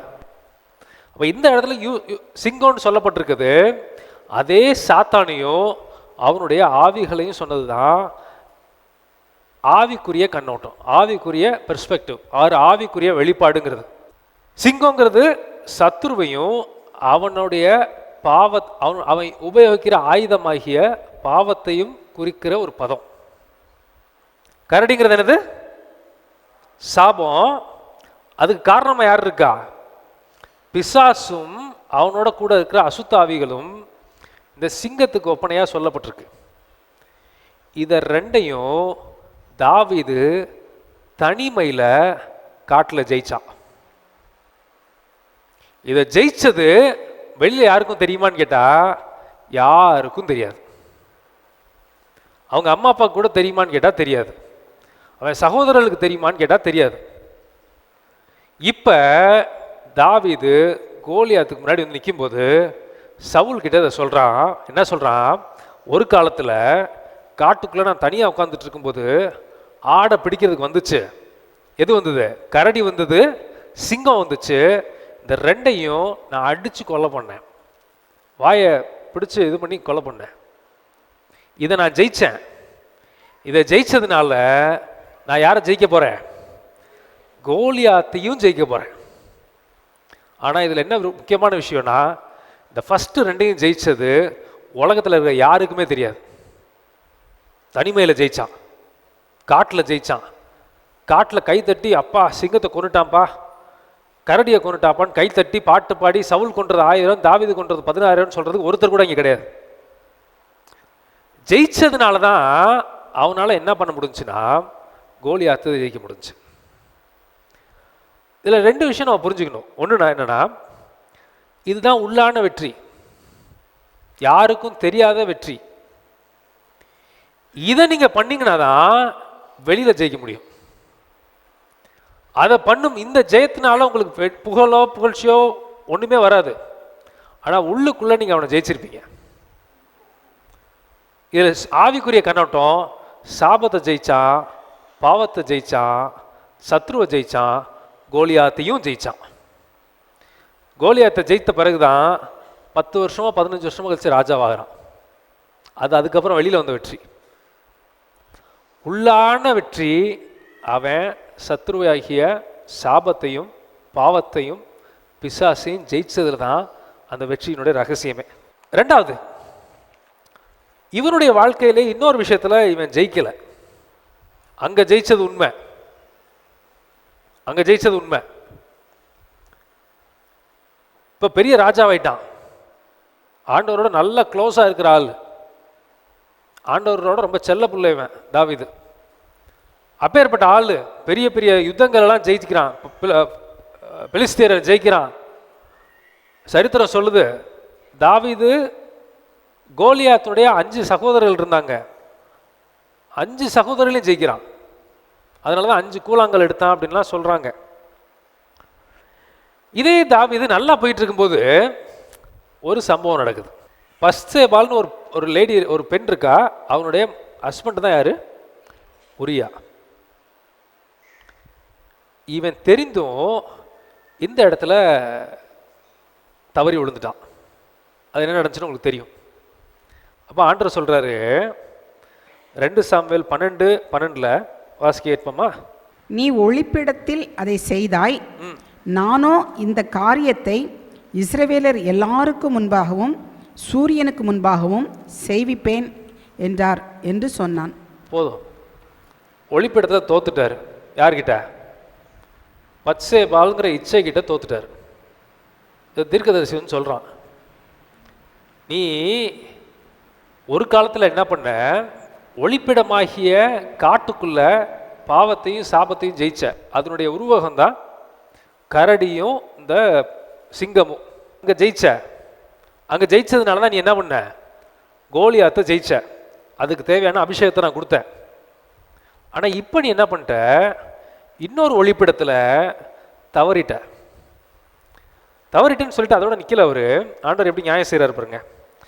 நீ இதை தெரியாமல் யாருக்கும் தெரியாதுன்னு நினச்சி இந்த பாவத்தில் நீ விழுந்த. ஆனால் நான் என்ன செய்ய போகிறேன்னா, இஸ்ரவேல் ஜனங்கள் எல்லாருக்கும் முன்பதாகவும், இஸ்ரவேல் ஜனங்கள் எல்லாருன்னா மொத்த நாடுமே பார்த்துச்சுன்னு அர்த்தம் கிடையாது, எல்லா காதுக்கும் கேட்டுச்சது, எல்லாரு கண்களும் பார்க்கறதுக்கு முன்னாடி இதே மாதிரி ஒரு பிரச்சனை உன் வாழ்க்கையில் வரும். அதோட நிற்கல, நீ கூட ரூம்குள்ளே நடந்துச்சு இந்த தப்பு. ஆனால் இந்த தப்பு எங்கே தெரியுமா நடக்கும்? சூரியனுக்கு முன்னாடி நடக்கும். இது அப்படியே நடந்துச்சு. அப்போ உள்ளுக்குள்ளே நம்ம தோக்கும்போது அதனோட விளைவு எங்கன்னா வெளியில் வருது. உள்ளுக்குள்ளே ஜெயிச்சான் காட்டுக்குள்ளே, விளைவு கோலியாத்தை ஜெயிச்சான். ஊரே கூப்பிட்டு கொண்டாடினுச்சு. அதுதான் ராஜாவாகிறதுக்கு முதல் படி அவனுக்கு. எல்லாம் அப்படியே கை தட்டி பாடுறாங்க. சவுல் கொண்டது 1000, தாவீது கொண்டது 10000. சவுல் 1000 பேரை அடித்தான், தாவீது 10000 பேரை ஜெயிச்சான் அப்படின்னு பாட்டு பாடுறாங்க. அதுக்கு முன்னாடி பாவத்தையும் சாட்சியும் ஜெயிச்சிருந்தான் தாவீது. ஆனால் அதே தாவீது இங்கே ஃபெயில் ஆயிட்டான். இச்சைங்கிற காரியத்தில் விழுந்துட்டான். விழுந்த உடனே தெரியாத இடத்துல ஒளிப்படத்தில் விழுந்தான். கண்ணுக்கு தெரிகிற மாதிரி சூரியனுக்கு முன்னாடியே ஆண்டவர் ஓப்பன் பண்ணி காமிச்சிட்டார். இதில் ஒரு விஷயம் நீங்கள் புரிஞ்சுக்கணும். நீங்கள் பாருங்க, தாவீது விழுந்த தப்புல தான் அவன் பையனும் விழுவான். கரெக்ட் தானே? தாவீது எந்த தவறில் விழுந்தானோ அவன் பசங்களும் அதே தப்பில் விழுவாங்க. இதுதான் இந்த ஸ்பிரிச்சுவல்ங்கிறது, ஆவிக்குரிய கண்ணோட்டங்கிறது. நீங்கள் ஒரு விஷயத்தில் விழுந்திருப்பீங்க, அதே விஷயத்தில் உங்கள் பிள்ளையும் விழும். அப்போ நம்ம அதை இன்னும் ஜெயிக்கலைன்னு அர்த்தம். நம்ம ஜெயிக்கலைன்னா ஜெயிச்சிருந்தா அது விழுக்கூடாது இல்லை, அதான கணக்கு. நீதிமொழிகள் 16:32 வாசிக்கிறோம். வாசிக்க கேட்போமா? நீதிமொழிகள். பலவானை பார்க்கிலும் நீடிய சாந்தமுள்ளவன் உத்தமன், பட்டணத்தை பிடிக்கிறவனை பார்க்கிலும் தன் மனதை அடக்குகிறவன் உத்தமன். பட்டணத்தை பிடிக்கிறவனை பார்க்கிலும் தன்னுடைய மனசை ஒருத்தன் அடக்குறான் பாருங்க, அது பெரிய விஷயம் அப்படின்னு ஆண்டவர் சொல்றாரு. பட்டணத்தையே பிடிச்ச தாவீதால மனசை மட்டும் அடக்க முடியல, விழுந்துட்டான். இந்த மனசை அடக்காம போறதுக்கு காரணம்னு ஒன்று இருக்கு. நம்ம எப்பவுமே மேலோட்டமா நேச்சுரலான விஷயத்தை மட்டும் பார்க்கக்கூடாது. நேச்சுரல்னா கரண்ட் கொடுத்தோம்னா ஃபேன் ஓடுது, இது நேச்சுரல். பாலை தூக்கி கீழே போட்டோம்னா திரும்ப வருது, இது நேச்சுரல். இது கண்ணுக்கு தெரியிற விஷயம். ஏன் வருது அப்படின்னு ஸ்பிரிச்சுவல் ஆவிக்குரிய விஷயம்னு ஒன்று இருக்கு. சில பேரால் கண்ட்ரோலே பண்ண முடியாது, செய்யக்கூடாதுன்னு நினைப்பான், நினச்சிக்கிட்டே இருப்பான், செஞ்சு முடிச்சிருவான் தன்னை அறியாமல். பார்க்கக்கூடாதுன்னு நினைப்பான், நினச்சிக்கிட்டே இருப்பான், பார்க்கக்கூடாதுன்னு போராடிக்கிட்டு இருப்பான், பார்த்தே முடிச்சிருவான். அவன் இதுக்கு ஒரு காரணத்தை ஆண்டவர் சொல்கிறாரு. இது எங்கே இருக்குது அப்படின்னு பார்த்தீங்கன்னா ஓசியா 5:4. அப்போ இதில் ஒரு வசனம் சொல்லுது, வேசித்தன ஆவி என்ன இருக்கு, எங்கே இருக்கு? உள்ளத்தில் இருக்கு. இப்போ இவன் ஏன் வேசித்தனத்தில் ஒரு மனுஷன் விழுகிறான் அப்படின்னு கேட்டால், அவனுக்கு அறியாமலே அவனுடைய ஆசையை தூண்டுறதுக்கு ஒரு அசுத்தாவி உள்ள உட்காந்துருக்கு. அதுக்கு பேர் என்ன? வேசித்தனத்தின் ஆவி. அப்படிதான் அந்த வசனம் சொல்லுது. வேசித்தனத்தின் ஆவி அவர்கள் உள்ளத்தில் இருக்கிறது, கர்த்தரை அறியார்கள். அப்போ இந்த வசனத்தை இன்னொன்று நீங்கள் புரிஞ்சுக்கணும், கர்த்தரை அறிஞ்சா இது என்ன ஆயிரும்? வேசித்தன ஆவி அவர்கள் இருதயத்தில் இருக்குது, கர்த்தரை அறியார்கள். அப்போ கர்த்தரை சரிவர அறிஞ்சா இது என்ன ஆயிரும்? வேசித்தன ஆவி இருக்காது. சில நேரத்தில் மனுஷங்களுக்கு போராட்டம் வருது, சில நேரத்தில் என்ன செய்யறதுன்னு தெரியாமல் ஏதோ தவறுலாம் விழுந்துடுறாங்க. இது நிறைய பேர் நினைப்பாங்க அவங்க பண்ண தவறுனால தான் எல்லாம் வந்தது அப்படின்னு. உண்மை இல்லைன்னு சொல்ல, ஆனால் அதுக்கு காரணமாக உள்ள ஒருத்தன் இருப்பான், அதுதான் வேசித்தன ஆவி. அப்போ இதுக்கு நம்ம ஜெபிக்கணும். எப்படி கரடினா சாபத்தை குறிக்குதோ, எப்படி சிங்கம்னா பாவத்தையும் பிசாசையும் குறிக்குதோ, இவன் விழுந்ததுல ஒரு முக்கியமான காரணம், இந்த ஆசையை தூண்டினதுக்கு யாருன்னு பார்த்தீங்கன்னா பிசாஸ் ஆகிய சத்ரு. அது என்ன ரூபத்தில் தூண்டுது? வேசித்தன ஆவியாக தூண்டுது. நிறைய பேர் நினைப்பீங்க, இந்த மந்திரம் பண்ணுறான், செய்வினை பண்ணுறான், அப்படிலாம் பண்ணுறான் இல்லையா, இது என்ன ஃபஸ்ட் நடக்கும்னா, இந்த ஆவிகள் பாவத்தை செய்ய வைக்கும் மனுஷனை. ஏன்னா பிசாசால பாவம் செய்யாமல் ஒரு ஆளை என்ன பண்ண முடியாது? அழிக்க முடியாது. ஏன்னா வசனம் தெளிவாக சொல்லுது, இச்சையானது பாவத்தை இச்சையானது கற்பந்தரித்து பாவத்தை பிறப்பிக்கும், பாவம் பூரணப்படும் போது மரணத்தை உருவாக்கும். இதுதான் ஃபார்முலா, இதுதான் ஆவிக்குரிய சட்டம், ஆவிக்குரிய விதி. இப்போ இந்த பிசாசு என்ன பண்ணுன்னா, இந்த சூனியம் பண்ணுறது, செய்வினை பண்ணுறது, இதெல்லாம் பண்ணி என்ன ஆகும்னா, ஒரு மனுஷனுடைய வாழ்க்கையில் உட்காந்து பாவத்தை செய்ய தூண்டும். ஏன்னா பிசாசுக்கும் நல்லா தெரியும், பாவம் செய்யாமல் என்ன பண்ண முடியாது, ஒரு மனுஷனை அழிக்க முடியாது. சாபம் வருது பார்த்தீங்களா, அதுவும் பாவம் செய்ய ஒருத்தனை வைக்கும். அதனால தான் சொல்கிறேன், பெற்றோர் ஒரு தவறில் விழுந்திருப்பாங்க, அதே தவறில் பிள்ளையும் விழும். இதுதான் சாபம். இது பாவத்தை செய்ய வைக்கும், செய்ய வச்சு பூரணப்படுத்தி மரணத்தை கொண்டு வந்துடும். இதுதான் பிசாசுனுடைய தந்திரங்கிறது. பிசாசுனுடைய போராட்டத்தில் பாவமும் ஒரு போராட்டம். போராடி பார்ப்பீங்க, முடியாது, உணர்வும் வராது. இதை ஜெயிக்கணும்னா அதில் ஒரு பிசாசு இருக்குங்கிறத வச்சு நீங்கள் புரிஞ்சுக்கணும். ரொம்ப நாள் சனிக்கிழமை நான் வருவேன். எனக்கு வெள்ளிக்கிழமை யூஸ்வலாக சில நேரம் வருவோம். நாங்கள் இங்கே சனிக்கிழமை லீவுங்கிறதுனால யூஸ்வலாக வெள்ளிக்கிழமை வருவோம். சில நாள் சனிக்கிழமை வருவோம். சனிக்கிழமை வந்து சண்டே, நான் ஞாயிற்றுக்கிழமை நைட்டு இங்கே கிளம்பி நாங்கள் சேலம் போயிடுவோம். ஞாயிற்றுக்கிழமை சாயங்காலம் யூஸ்வலாக கொஞ்சம் நேரமாக அதை நடப்போம் அப்படின்னு இங்கே நடக்க வருவேன். என்ன அறியாமலே ஏதோ ஒரு க்ளவுடு மாதிரி இருக்கும். க்ளவுட்னா ஒரு மந்தாரமாக இருக்கும், ரொம்ப டயர்டாக இருக்கும். அது ஒரு வித்தியாசமான ஃபீலிங் இருக்கும். எனக்கு கம்ஃபர்டபுளாகவே இருக்காது. சாயங்காலம் மட்டும்தான் அப்படி வரும். அதுவும் ஞாயிற்றுக்கிழமை சாயங்காலம் மட்டும்தான் வரும். சனிக்கிழமை அப்படி இருக்காது. அது ரொம்ப கண்டுக்கல. சரி, ஒரு ஒரு ஃப்ரெஷ்ஷாகவே இருக்காது. ரொம்ப ஒரு மாதிரி நம்மளை அமுக்கிற மாதிரியே இருக்கும். நடுவில் ஒரு 2-3 வாரத்துக்கு முன்னாடி தான் ஆண்டவர் சொன்னார். இது ரொம்ப காலம் இருந்துச்சு. நடுவில் ஒரு நாள் இருக்கும்போது தான் சொன்னார் ஆண்டவர், இது வந்து நேச்சுரல் கிடையாது, இது நீ நினைக்கிற மாதிரி டயர்ட்னஸ் மட்டும் கிடையாது, இது வந்து இது ஒரு ஸ்பிரிட் ஆஃப் விச் கிராஃப்ட்டு. என்ன கிராஃப்ட்டு? பில்லி சூனியத்தின் ஆவி. இது வந்து மினிஸ்ட்ரிக்கு விரோதமாக எழுப்பி வருது, இதுக்கு ஜோமனு அப்படிங்கிற வெளிப்பாடை ஆண்டவர் கொடுத்தார். அப்போ அதை சொல்லி இந்த செய்வினை ஆவிகளை எரிக்கிறேன், சபிக்கிறேன், இயேசுவின் ரத்தத்தினால, இயேசுவின் நாமத்தினால அதை அழிஞ்சு போடும் அப்படின்னு சொல்லி ஜோமனை விதின் ஒரு 5 நிமிஷத்தில் பெரிய விடுதலை வந்துருச்சு. இப்போ நீங்கள் யோசிச்சு பாருங்க, நம்ம சொல்ல முடியுமா நான் அனாயிண்டட் தான், ஆல்மோஸ்ட் டெய்லி ஆவியானவரை நான் என்னால் ஃபீல் பண்ணுற அளவு தான் ஆண்டவர் வச்சுருக்காரு. டெய்லி ஃபீல் பண்ண முடியும். ஆவி, கடவுளுடைய ஆவியை டெய்லி உணர முடியும். 10 நிமிஷம் எடுத்து பைபிள் படித்தா ஆண்டவருடைய பிரசனத்தை நல்லா ஃபீல் பண்ண முடியும். இருந்துதான், ஆமாம் தான், இல்லைன்னு சொல்ல ரட்சிக்கப்பட்டிருக்கேனான்னு கேட்டால் ஆமாம் தான். எப்படி என்னை வந்து டிஸ்டர்ப் பண்ண முடியுது? அதால் சில பேர் சொல்லுவாங்க, கிறிஸ்துவுக்குள்ளே இருந்தால் பிசாசு நம்மளை என்ன பண்ண முடியாது, சுண்டு விரல் கூட நம்ம மேலே வந்து பட முடியாதுங்க. தெரியல, எனக்கு தெரியல. இதில் சொல்லும்போது இன்னொன்று நான் சொல்கிறேன், அப்போ நீங்கள் வந்து புரிஞ்சிக்கூடாது.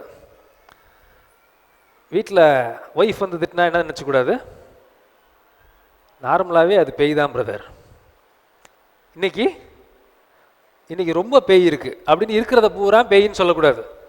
ஏன்னா நம்ம ஆள் அடித்தா மொட்டை, விட்டா முடியே வெட்ட மாட்டான். 2 எக்ஸ்ட்ரீமுக்கு வந்துடுவான். இங்கே பாருங்க, காக்கா வந்து கத்துது, எவனோ என்ன பண்ணிட்டான், எவனோ பேய் அனுப்பிச்சிட்டாங்க. அதனால தான் என்ன பண்ணுது, பார்க்குறத பூரா பேயா பார்ப்பான். அதுவும் தப்பு. காடு ஆண்டவர் சில நேரம் உணர்த்துதலை கொடுப்பாரு, அதுக்கு ஜோம் பண்ணும். ஜோம் பண்ணால் அதில் விடுதலை வந்துடும். பிசாசை பார்த்து பயப்படவும் கூடாது, பிசாசை கேர்லெஸ்ஸாகவும் விட்டுறக்கூடாது. ஸோ இதுதான் வந்து ஆவிக்குரிய யுத்தம்ங்கிறது. அது பண்ணும்போது பெரிய வித்தியாசம் வந்துச்சு. ஒரே ஒரு 10 நிமிஷத்தில் பெரிய வித்தியாசத்தை ஆண்டவர் காமிச்சார். சரி, இப்போ இந்த பிசாசையும் சாபத்தையும் பாவத்தையும் ஜெயிக்கிறது எப்படி அப்படின்னா, அதுக்கு பல வழி இருக்குது. அதுதான் ஒன்று போன வாட்டி நம்ம பார்த்தோம். போன மாதம் நான் பேசும்போது சொன்னேன், வார்த்தையினால் ஜெயிப்பது. அப்போ ஒரு விஷயத்தை நம்ம நம்பணும், சத்ரு வரானா நம்ம பேசணும். சத்ருவே உன்னால் என்னை ஜெயிக்கிறதுக்கு வாய்ப்பே கிடையாது. ஏன்னா நான் இயேசு கிறிஸ்துவனுடைய பிள்ளை, இயேசு கிறிஸ்துவின் ரத்தத்தினால, இயேசு கிறிஸ்துவின் ஆவியினால் உன்னை நான் கட்டாயமாக ஜெயிப்பேன்னு நம்ம வாயில் நம்ம பேசும்போது ஒரு பெரிய விடுதலை வர்றதை பார்த்தோம் அப்படின்னு நம்ம லாஸ்ட் டைம் பார்த்தோம். இன்றைக்கி 2 விஷயத்தை பார்க்க போகிறோம். நம்ம 1 யோவான் 5:4 எடுத்துக்கோங்க. தேவனால் பிறப்பதெல்லாம் உலகத்தை ஜெயிக்கும், நம்முடைய விசுவாசமே உலகத்தை ஜெயிக்கிற ஜெயம். சரி, இந்த வசனத்தை நீங்கள் நல்லா பாருங்க. இந்த வசனத்தை நீங்கள் நல்லா பார்த்தீங்கன்னா ஒரு விஷயம் உங்களுக்கு புரியும். தேவனால் பிறந்ததெல்லாம் உலகத்தை ஜெயிக்கும், நம்முடைய விசுவாசமே உலகத்தை ஜெயிக்கிற ஜெயம். இதை ரெண்டே நீங்கள் ஒரு விஷயத்தை பார்த்தீங்கன்னா புரியும். தேவனால் பிறந்தவர்கள் என்பவர்கள் யார் என்றால், விசுவாசிக்கக்கூடிய ஜனங்கள் தான் தேவனால் பிறந்தவர்கள். நான் சொல்றது புரியுதா? தேவனால் பிறந்தவர்கள் இல்லைன்னா நீங்கள் எப்படி புரிஞ்சிக்கூடாதுன்னா, ஏதோ 1000 பேரை மட்டும் ஆண்டவர் சூஸ் பண்ணி வச்சிருக்காரு, இவெல்லாம் ஆண்டவருடைய பிள்ளைன்னு அவர் வச்சிருக்காரு, அவன் தான் உலகத்தை ஜெயிப்பான், நம்மளுக்கு அதுக்கும் சம்மந்தம் இல்லைன்னா நம்ம என்ன செய்யறது அப்படின்னு கேள்வி நீங்கள் கேட்கக்கூடாது. அப்படின்னா தேவனால் பிறந்தவர்கள்லாம் யாருன்னு கேட்டிங்கன்னா, விசுவாசிக்கக்கூடியவர்களே, நம்பிக்கை கடவுள் மேல் உள்ளவர்களே தேவனால் பிறந்தவர்கள் ஆவார். புரியுதா நான் சொல்றது? தேவனால் பிறந்தவர்கள்னா திரும்ப சொல்கிறேன், ஏதோ ஒரு கூட்ட ஜனத்தை ஆண்டவர் வந்து பிறக்க வச்சிருக்காரு, அவங்க மட்டும்தான் அதுக்கு பொருந்தும் அப்படின்னு அர்த்தம் கிடையாது. அதுக்கு என்ன அர்த்தம்னா, விசுவாசிக்க முடிஞ்சவங்க, இயேசுவை தெய்வமாக நம்பக்கூடியவர்கள், அவர்கள் தான் யாருன்னு கேட்டிங்கன்னா தேவனால் பிறப்பிக்கப்பட்டவர்கள். அப்படிதான் இந்த வசனம் சொல்லுது. இந்த வசனத்தோட அர்த்தம் அதுதான். புரியுதா நான் சொல்றது? உங்களுக்கு கிறிஸ்து தான் கடவுள் நம்ப முடிஞ்சுன்னா நீங்க தேவனால் பிறப்பிக்கப்பட்டவர்கள், இல்லாட்டி தேவனால் பிறந்தவர்கள். நீங்க என்ன பண்ணுவீங்கன்னா அந்த விசுவாசத்தை வச்சு உலகத்தை ஜெயிப்பீங்க. உலகங்கிறது என்னது?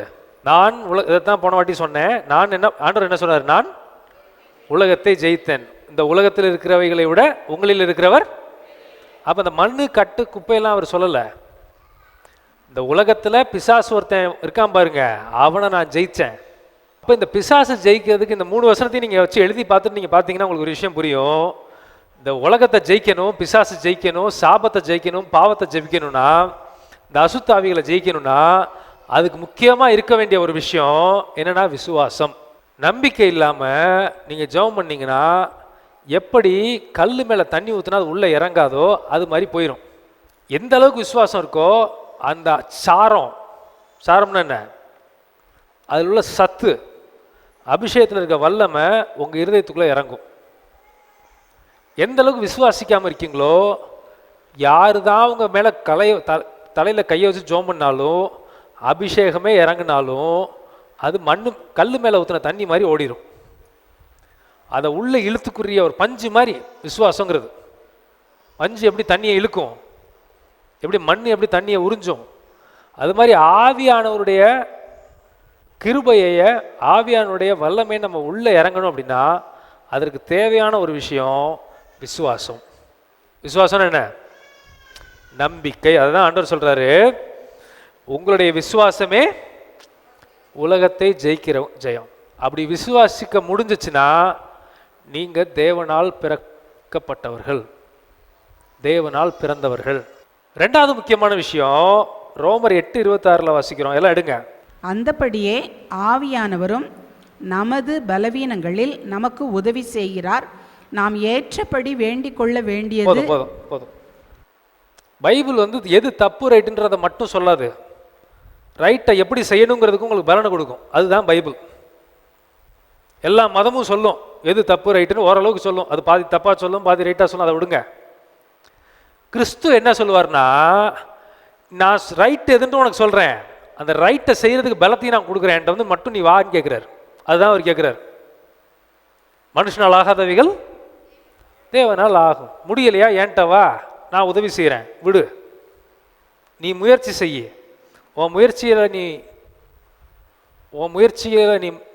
நீ வின் பண்ணுறதுக்கு, ஜெயிக்கிறதுக்கு நான் உதவி செய்கிறேன் பாரு. நம்ம விரும்பணும், நம்ம முயற்சி எடுக்கணும். முயற்சியில் உதவி செய்கிறதுக்கு ஆண்டவர் உதவி செய்வார். குதிரை யுத்த நாளுக்கு ஆயத்தப்படும், ஜெயமோ கர்த்தரால் வரும். புக்கே எடுக்க மாட்டேங்க. புக்கை நான் என்ன பண்ணிட மாட்டேன், புக்கை நான் எடுக்க மாட்டேன். ஆண்டவர் அற்புதம் பண்ணி எனக்கு என்ன கொடுக்கணும்? அதுவும் பாஸ் மார்க்லாம் பத்தாது, 95 மார்க் கொடுக்கணும். பிரதர், அந்த பேப்பர் அந்த அம்மா கரெக்ட் பண்ணும்போது ஆண்டவர் பேசணும். எதுக்கு? மார்க் போடுறதுக்கு. இது கிறுக்கி வச்சிருக்கிறதுக்கு, இது கிறுக்கி வச்சிருக்கும் பிள்ளை, அதில் ஒன்றுமே இருக்காது பேப்பரில். ஏன்னா புக் எடுத்தா அந்த படிச்சிருக்காதே வருஷம் பூரா. இது கிறுக்கி வச்சிருக்கும். நீ கிறுக்குனதுக்கு மார்க் போடுறதுக்கு ஆண்டவர் பேசணுமா உனக்கு? முட்டாள்தனம் இது பேர். இப்படி எவனாவது ஒரு கிராக்கு உனக்கு வந்து தீர்க்க தரிசனம் சொன்னா, நீ படிக்கவே வேணாம், நீ வேலையே பார்க்க வேணாம், காசு மட்டும் கொட்டுன்னு எவனாவது ஒருத்தன் சொன்னானா, நான் சொல்கிறது இன்றைக்கி எழுதி வச்சுக்கோங்க, கட்டாயமாக நடக்காது. அப்போ காட் எதுவுமே செய்ய மாட்டாருன்னு அடுத்த கொஸ்டின் வரும். அப்போ எல்லாத்தையும் நான் தான் பண்ணணுமா? உம்மாலே ஒரு சேனைக்குள் பாய்வேன், உம்மாலே ஒரு மதிலை அவர் இல்லாமல் நீ தாண்டினா சேனைக்குள்ளே உள்ளே போயிடுவ. அவரை வச்சுக்கிட்டு நீ தாண்டினா மிதிச்சு முன்னேறுவ. அதுதான் வித்தியாசம். அல்லேலூயா. அவரை வச்சுக்கிட்டு நீ வேலை பார்த்தீங்கன்னா யாருக்கெல்லாம் என்னென்ன தயவு கிடைக்க செய்யணுமோ எல்லாத்தையும் அவர் செய்வார். எங்கே போய் எந்த பிஸ்கட்டை செஞ்சு வேலைக்கு போட்டால் விற்குங்கிறதையும் உனக்கு சொல்லிக் கொடுப்பாரு. என்னைக்கு போய் இந்த ஊரில் விற்றா பிஸ்கட் விற்குங்கிறதையும் அவர் சொல்லிக் கொடுப்பாரு. எல்லாத்தையும் செய்வார். அதை வாங்கிறதுக்கு தயவையும் கொடுப்பார் ஒருத்தனுக்கு. இது எல்லாத்தையும் பண்ணிடுவார். ஆனால் நம்ம ஒத்துழைப்புங்கிறது ரொம்ப ரொம்ப முக்கியம். அதை மறக்கவே கூடாது. இந்த பாவத்திலேருந்து வெளியில் வரணும்னு நான் விரும்புகிறேன், என்னால் முடியலை, எனக்கு உதவி செய்யுங்க அப்படின்னு கேட்டால் கட்டாயமாக உதவி செய்வார். 100க்கு 100 இல்லை, 100க்கு 200% உதவி செய்வார். ஆவியானவர் நம்மளுக்கு உதவி செய்கிறார். அப்போ ஆவியானவர் நம்மளுக்கு வேணும். விசுவாசம் வேணும், 2வது ஆவியானவருடைய உதவி வேணும். இது இருக்கும்போது கட்டாயமாக நம்ம பிசாசை ஜெயிப்போம். பிசாசையும் ஜெயிப்போம், அவன் கொடுக்குற இச்சையும் ஜெயிப்போம், சாபத்தையும் ஜெயிப்போம், பாவத்தையும் ஜெயிப்போம்.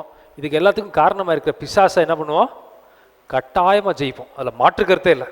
யோவான் 16:33 ஆண்டவர் சொல்கிறாரு, உலகத்தில் உங்களுக்கு என்ன உண்டு? பாவங்கிறது உபத்திரவம், இச்சைங்கிறது ஒரு உபத்திரவம். இதெல்லாம் அப்பப்போ வந்து தொட்டு பார்க்கறதுக்கு முயற்சி செய்ய தான் செய்யும். சத்துருங்கிறது ஒரு உபத்திரவம், செய்வின போராட்டங்கிறது உபத்திரவம்,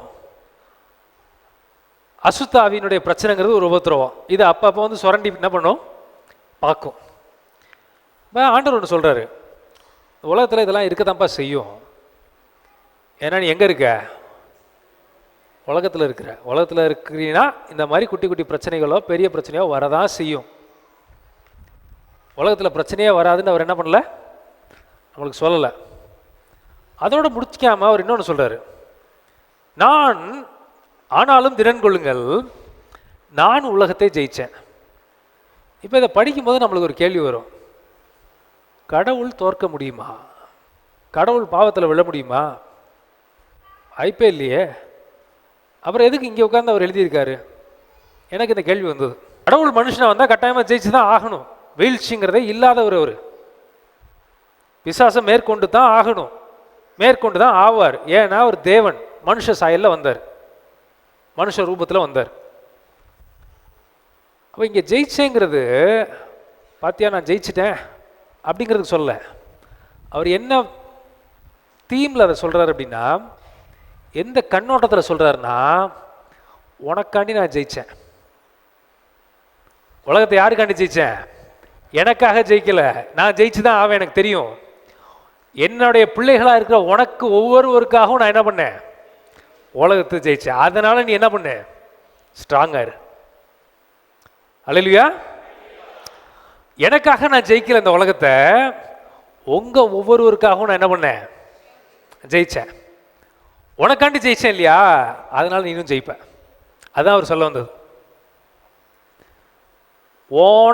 என் பிள்ளையாக இருக்கிற ஒவ்வொருவருக்காகவும் நான் உலகத்தில் ஜெயித்தேன். எனக்குள்ளே நீ இருந்தால் நீ என்ன செய்வ? 200% உலகத்தை ஜெயிப்ப. உலகத்தையும் ஜெயிப்ப, பிசாசையும் ஜெயிப்ப. ஏன்னா உனக்காண்டி நான் என்ன பண்ணியிருக்கேன்? உலகத்தை ஜெயித்து வச்சிருக்கேன். என் பிள்ளையா நீ உண்மையாக இருக்கும்போது, அப்போனா நீ என்னால் பிறந்தவன். இயேசு தான் கடவுள்னு ஒருத்தன் நம்புறானா அவன் தான் கிறிஸ்துவால் பிறந்தவன். அவனுக்காக நான் ஜெயித்தேன், எனக்காக ஜெயிக்கலை. கடவுள் ஜெயிச்சு தான் ஆவார். வீழ்ச்சியே இல்லாதவர் அவர். அவரையுமே சோதிச்சு பார்த்தான்னு பிசாசுன்னு போட்டிருக்கு. அவரையே சோதிக்க ட்ரை பண்ணான். அவர்கிட்டே போய் வசனம் பேசியிருக்கான் பாருங்க. அவர் தான் வார்த்தையினுடைய அதிகாரமே, அத்தாரிட்டியே அவர் தான். அவர்கிட்டே போய் பேசுகிறான், எங்க குதிச்சு காமி, நீங்கள் தான் குதிச்சா கீழே விழ மாட்டீங்கல்ல அப்படின்னு அவரையே போய் டெஸ்ட் பண்ணாயிவேன். அவனை நான் உனக்காண்டி ஜெயித்தேன், எனக்குள்ளே இருந்தால் நீனும் அவனை ஜெயிப்பேன். அதுதான் அவர் சொல்ல விஷயம். ஸோ ஒரு வாழ்க்கையில் 2 விஷயம் இருக்குது. உள்ளோன்னு ஒன்று இருக்குது, புறோன்னு ஒன்று இருக்குது. உள்ளே நீங்கள் பிசாசு ஜெயிச்சிங்கன்னா வெளியில் ஜெயிப்பீங்க. உள்ளே தோத்தீங்கன்னா எல்லாருக்கும் முன்னாடி அவமானப்படுவீங்க. அதுதான் தாவீது கதையில் 2ஐயும் பார்த்தோம். பாவ சாபத்தை ஜெயிச்சான் காட்டுக்குள்ளே, யாருக்கும் தெரியாமல் கோலியாத்தை ஜெயிச்சான். ஒரு நாள் பச்சை பால்கிட்ட சீக்கிரட்டாக தெரியாத இடத்துல தப்பு பண்ணிட்டான், வெளியில் அசிங்கப்பட்டான். அது கடவுளுடைய நியாய தீர்ப்பாக வந்துச்சு. அதற்கு காரணமாக இருந்தது இந்த வேசித்தனத்தின் ஆவின்னு ஒன்று. அதான் நம்ம பார்த்தோம். சரி, முடிவுக்கு வந்துட்டோம். ஒரு குறிப்பிட்ட லிமிட் வரைக்கும் இந்த பிரச்சனைகள் வரதான் செய்யும். இந்த பிரச்சனையே இல்லாமல் ஆண்டவர் என்னை வச்சுருந்தாருண்ணா நல்லா இருக்கும்ல? எப்படி இருக்கும்? இந்த பிரச்சனையே எனக்கு இல்லைங்க, இப்படி இருந்தால் எப்படிங்க இருக்கும் வாழ்க்கை? ஒரு நோய் இல்லை, ஒரு பிரச்சனை இல்லை, சந்தோஷமாக இருப்போம் அப்படின்னு நினைப்பீங்க. ஆனால் அதான் நடக்காது. நம்ம நினைக்கிறோம், என்ன நினைப்போன்னா, என் வாழ்க்கையில் இவ்வளோ பிரச்சனையை சந்திச்சிட்டேங்க, அதனால் என்னை இங்கே உட்கார வச்சுருக்காரு. இங்கே நான் வந்ததுக்கு காரணம் இவ்வளோ பிரச்சனையில் இருந்து இதை நான் சமாளித்தேன் பார்த்தீங்களா, நான் பட்ட கஷ்டம் இருக்குது பார்த்தீங்களா, அதனால் என்னை உயர்த்திட்டாருன்னு நினைப்பீங்க. ஆனால் அதனால் பிரச்சனை அனுமதிக்கிறல ஆண்டவர். புரியலையா நான் சொல்கிறது? பிரச்சனையே சில நேரம் ஆண்டவர் அனுமதிக்கிறார். ஏன்னா உங்களை ரொம்ப கஷ்டப்படுத்தி நீங்கள் போராடி கஷ்டப்பட்ட பிறகு ஆசீர்வாதத்தை கொடுக்கணும். ஃபார் எக்ஸாம்பிள், நான் அதை பல தடவை சொல்லியிருக்கேன், திரும்ப சொல்கிறேன். யோசேப்பை பிடிச்சி ஜெயிலில் போட்டார் ஆண்டவர். ஆண்டவர் அனுமதிச்சு தானே உள்ளே போனா இல்லையா? இவன் ஏதோ 15 வருஷம் இவன் கஷ்டப்படணும், கஷ்டப்பட்ட உடனே இவனை ராஜாவாக நான் ஆக்கணும், கஷ்டப்பட்ட பலனுக்காக இவனை ராஜாவை ஆக்கணும்னு நினச்சா ஆண்டவர் ஆக்கலை.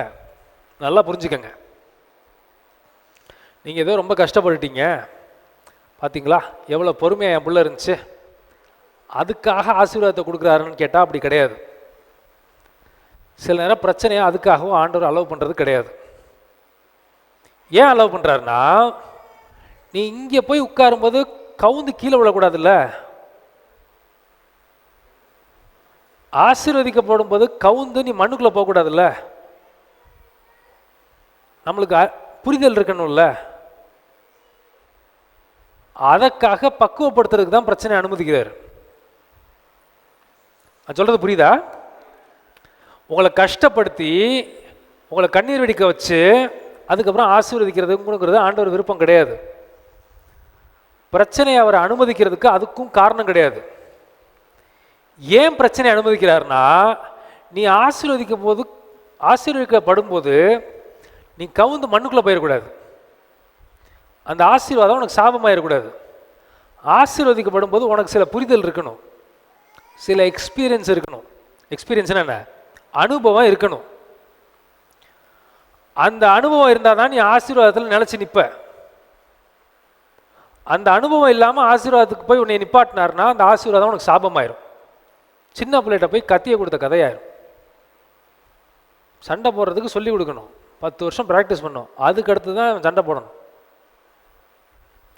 5 வயசு பிள்ளைகிட்ட போய் 100 கிலோமீட்டர் ஸ்பீடில் போடுற காரை நீங்கள் கையில் கொடுத்து ஓட்டுன்னா அது ஆசீர்வாதம் கிடையாது, அது சாபம். அது போய் என்கிட்ட முட்டிக்கிட்டு நிற்கும். அது வாழ்க்கைக்கும் அது பிரச்சனை, வெளியில் இருக்க வாழ்க்கைக்கும் பிரச்சனை. ஏன் சில அனுபவத்துக்குள்ளே ஆண்டவர் நடத்துகிறாரு, சில பிரச்சனைகளையும் அனுமதிக்கிறாருன்னு கேட்டிங்கன்னா, அந்த அனுபவத்துக்குள்ளே நீங்கள் பட்டு பட்டு பட்டு பட்டு வரும்போது ஒரு நாள் நீங்கள் உயர்த்தப்படும் போதும் அது உண்மையான ஆசீர்வாதமாக இருக்கும். இந்த அனுபவம் இல்லாமல் நீ உயர்த்தப்படும் போது அது உனக்கு சாபமாயிரும். சின்ன பிள்ளை 5-10 வயசு பிள்ளைகிட்ட போய் காரை கொடுத்து ஓட்டு அப்படின்னு போய் எங்கேயாவது முட்டிட்டு நிற்கும் பார்த்தீங்களா, அந்த மாதிரி சாபமாயிரும். அதற்காக தான் சில பிரச்சனையை ஆண்டவர் அனுமதிக்கிறார். வசனம் சொல்வது தெளிவா, சங்கீதம் 18:34 வாசிக்கிறோம். வெண்கல வில்லும் என் புயங்களால் வளையும்படி என் கைகளை யுத்தத்திற்கு பழக்குவிக்கிறார். தாவீது சொல்றாரு. அது எங்க ஸ்ட்ராங் ஆனா, யுத்தத்தில் பழக்குவித்தார். வீட்டில் உட்காந்து கேரம் போர்டு விளையாட்டு பழகி கொடுக்கல, இல்லாட்டி ஜிம்முக்கு போய் பழக்கி கொடுக்கல, சண்டைக்கு போக வச்சு பழக்கி கொடுத்தார்.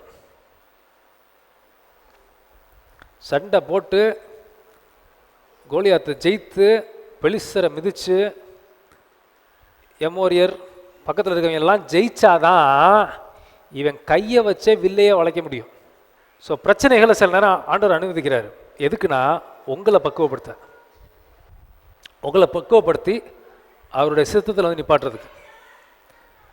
200% நம்ம சொல்ல முடியும், கட்டாயமாக நம்ம என்ன செய்வோம், ஜெயிப்போம்.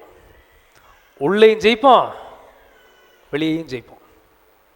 உள்ள தோத்துட்டு வெளியில் ஜெயிக்க முடியாது. உள்ளே ஜெயிச்சிங்கன்னா கட்டாயமாக வெளியிலையும் ஜெயிப்பீங்க.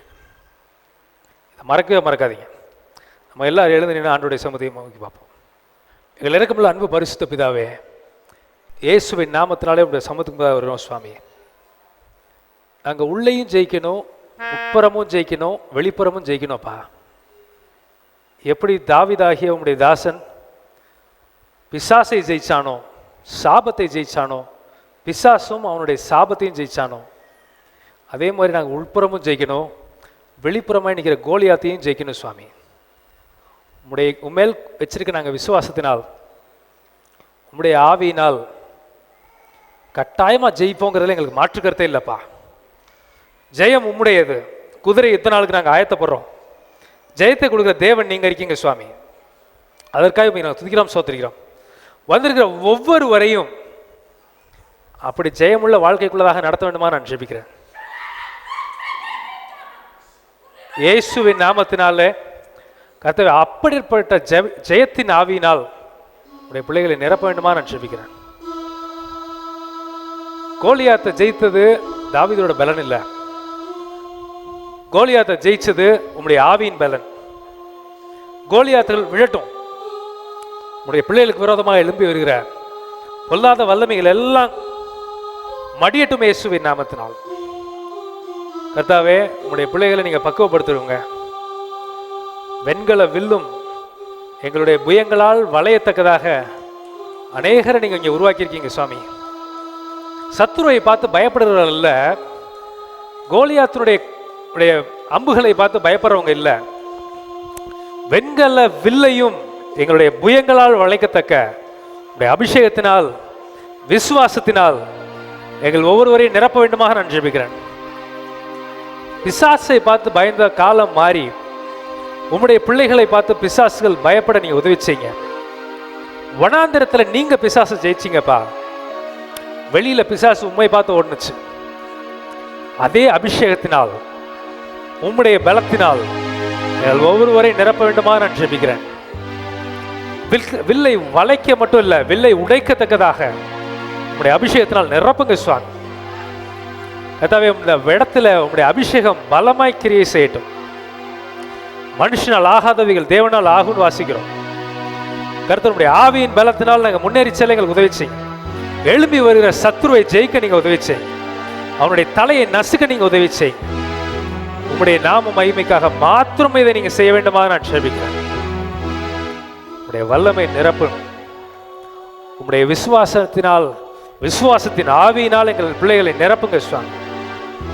சத்துருடைய கிரியைகளை ஜெயிக்க எங்களுக்கு பலன் கொடுங்க. உடைய வல்லமையினால் திடப்படுத்துங்க. உடைய வசனம், உடைய பட்டயம், உடைய மார்க்கரசமாகிய விசுவாசம், காலணிகள் எல்லாம் தரித்து கொண்டு பிசாசுகளை ஜெயிக்க எங்களுக்கு உதவி செய்யும். பிசாசுகளையும் சாபத்தையும் பாவத்தையும் நாங்கள் ஜெயிக்கும் போது இந்த உலகத்திலே ஜெயமுள்ள வாழ்க்கையை நாங்கள் வாழ்வோங்கிறதுல எந்தவித மாற்று கருத்தும் இல்லை சுவாமி. சத்துருவை ஜெயிக்க நீங்க உதவி செய்யும். சத்துருடைய கிரியைகள் முற்றிலுமே அழியட்டும் இயேசுவின் நாமத்தினால்.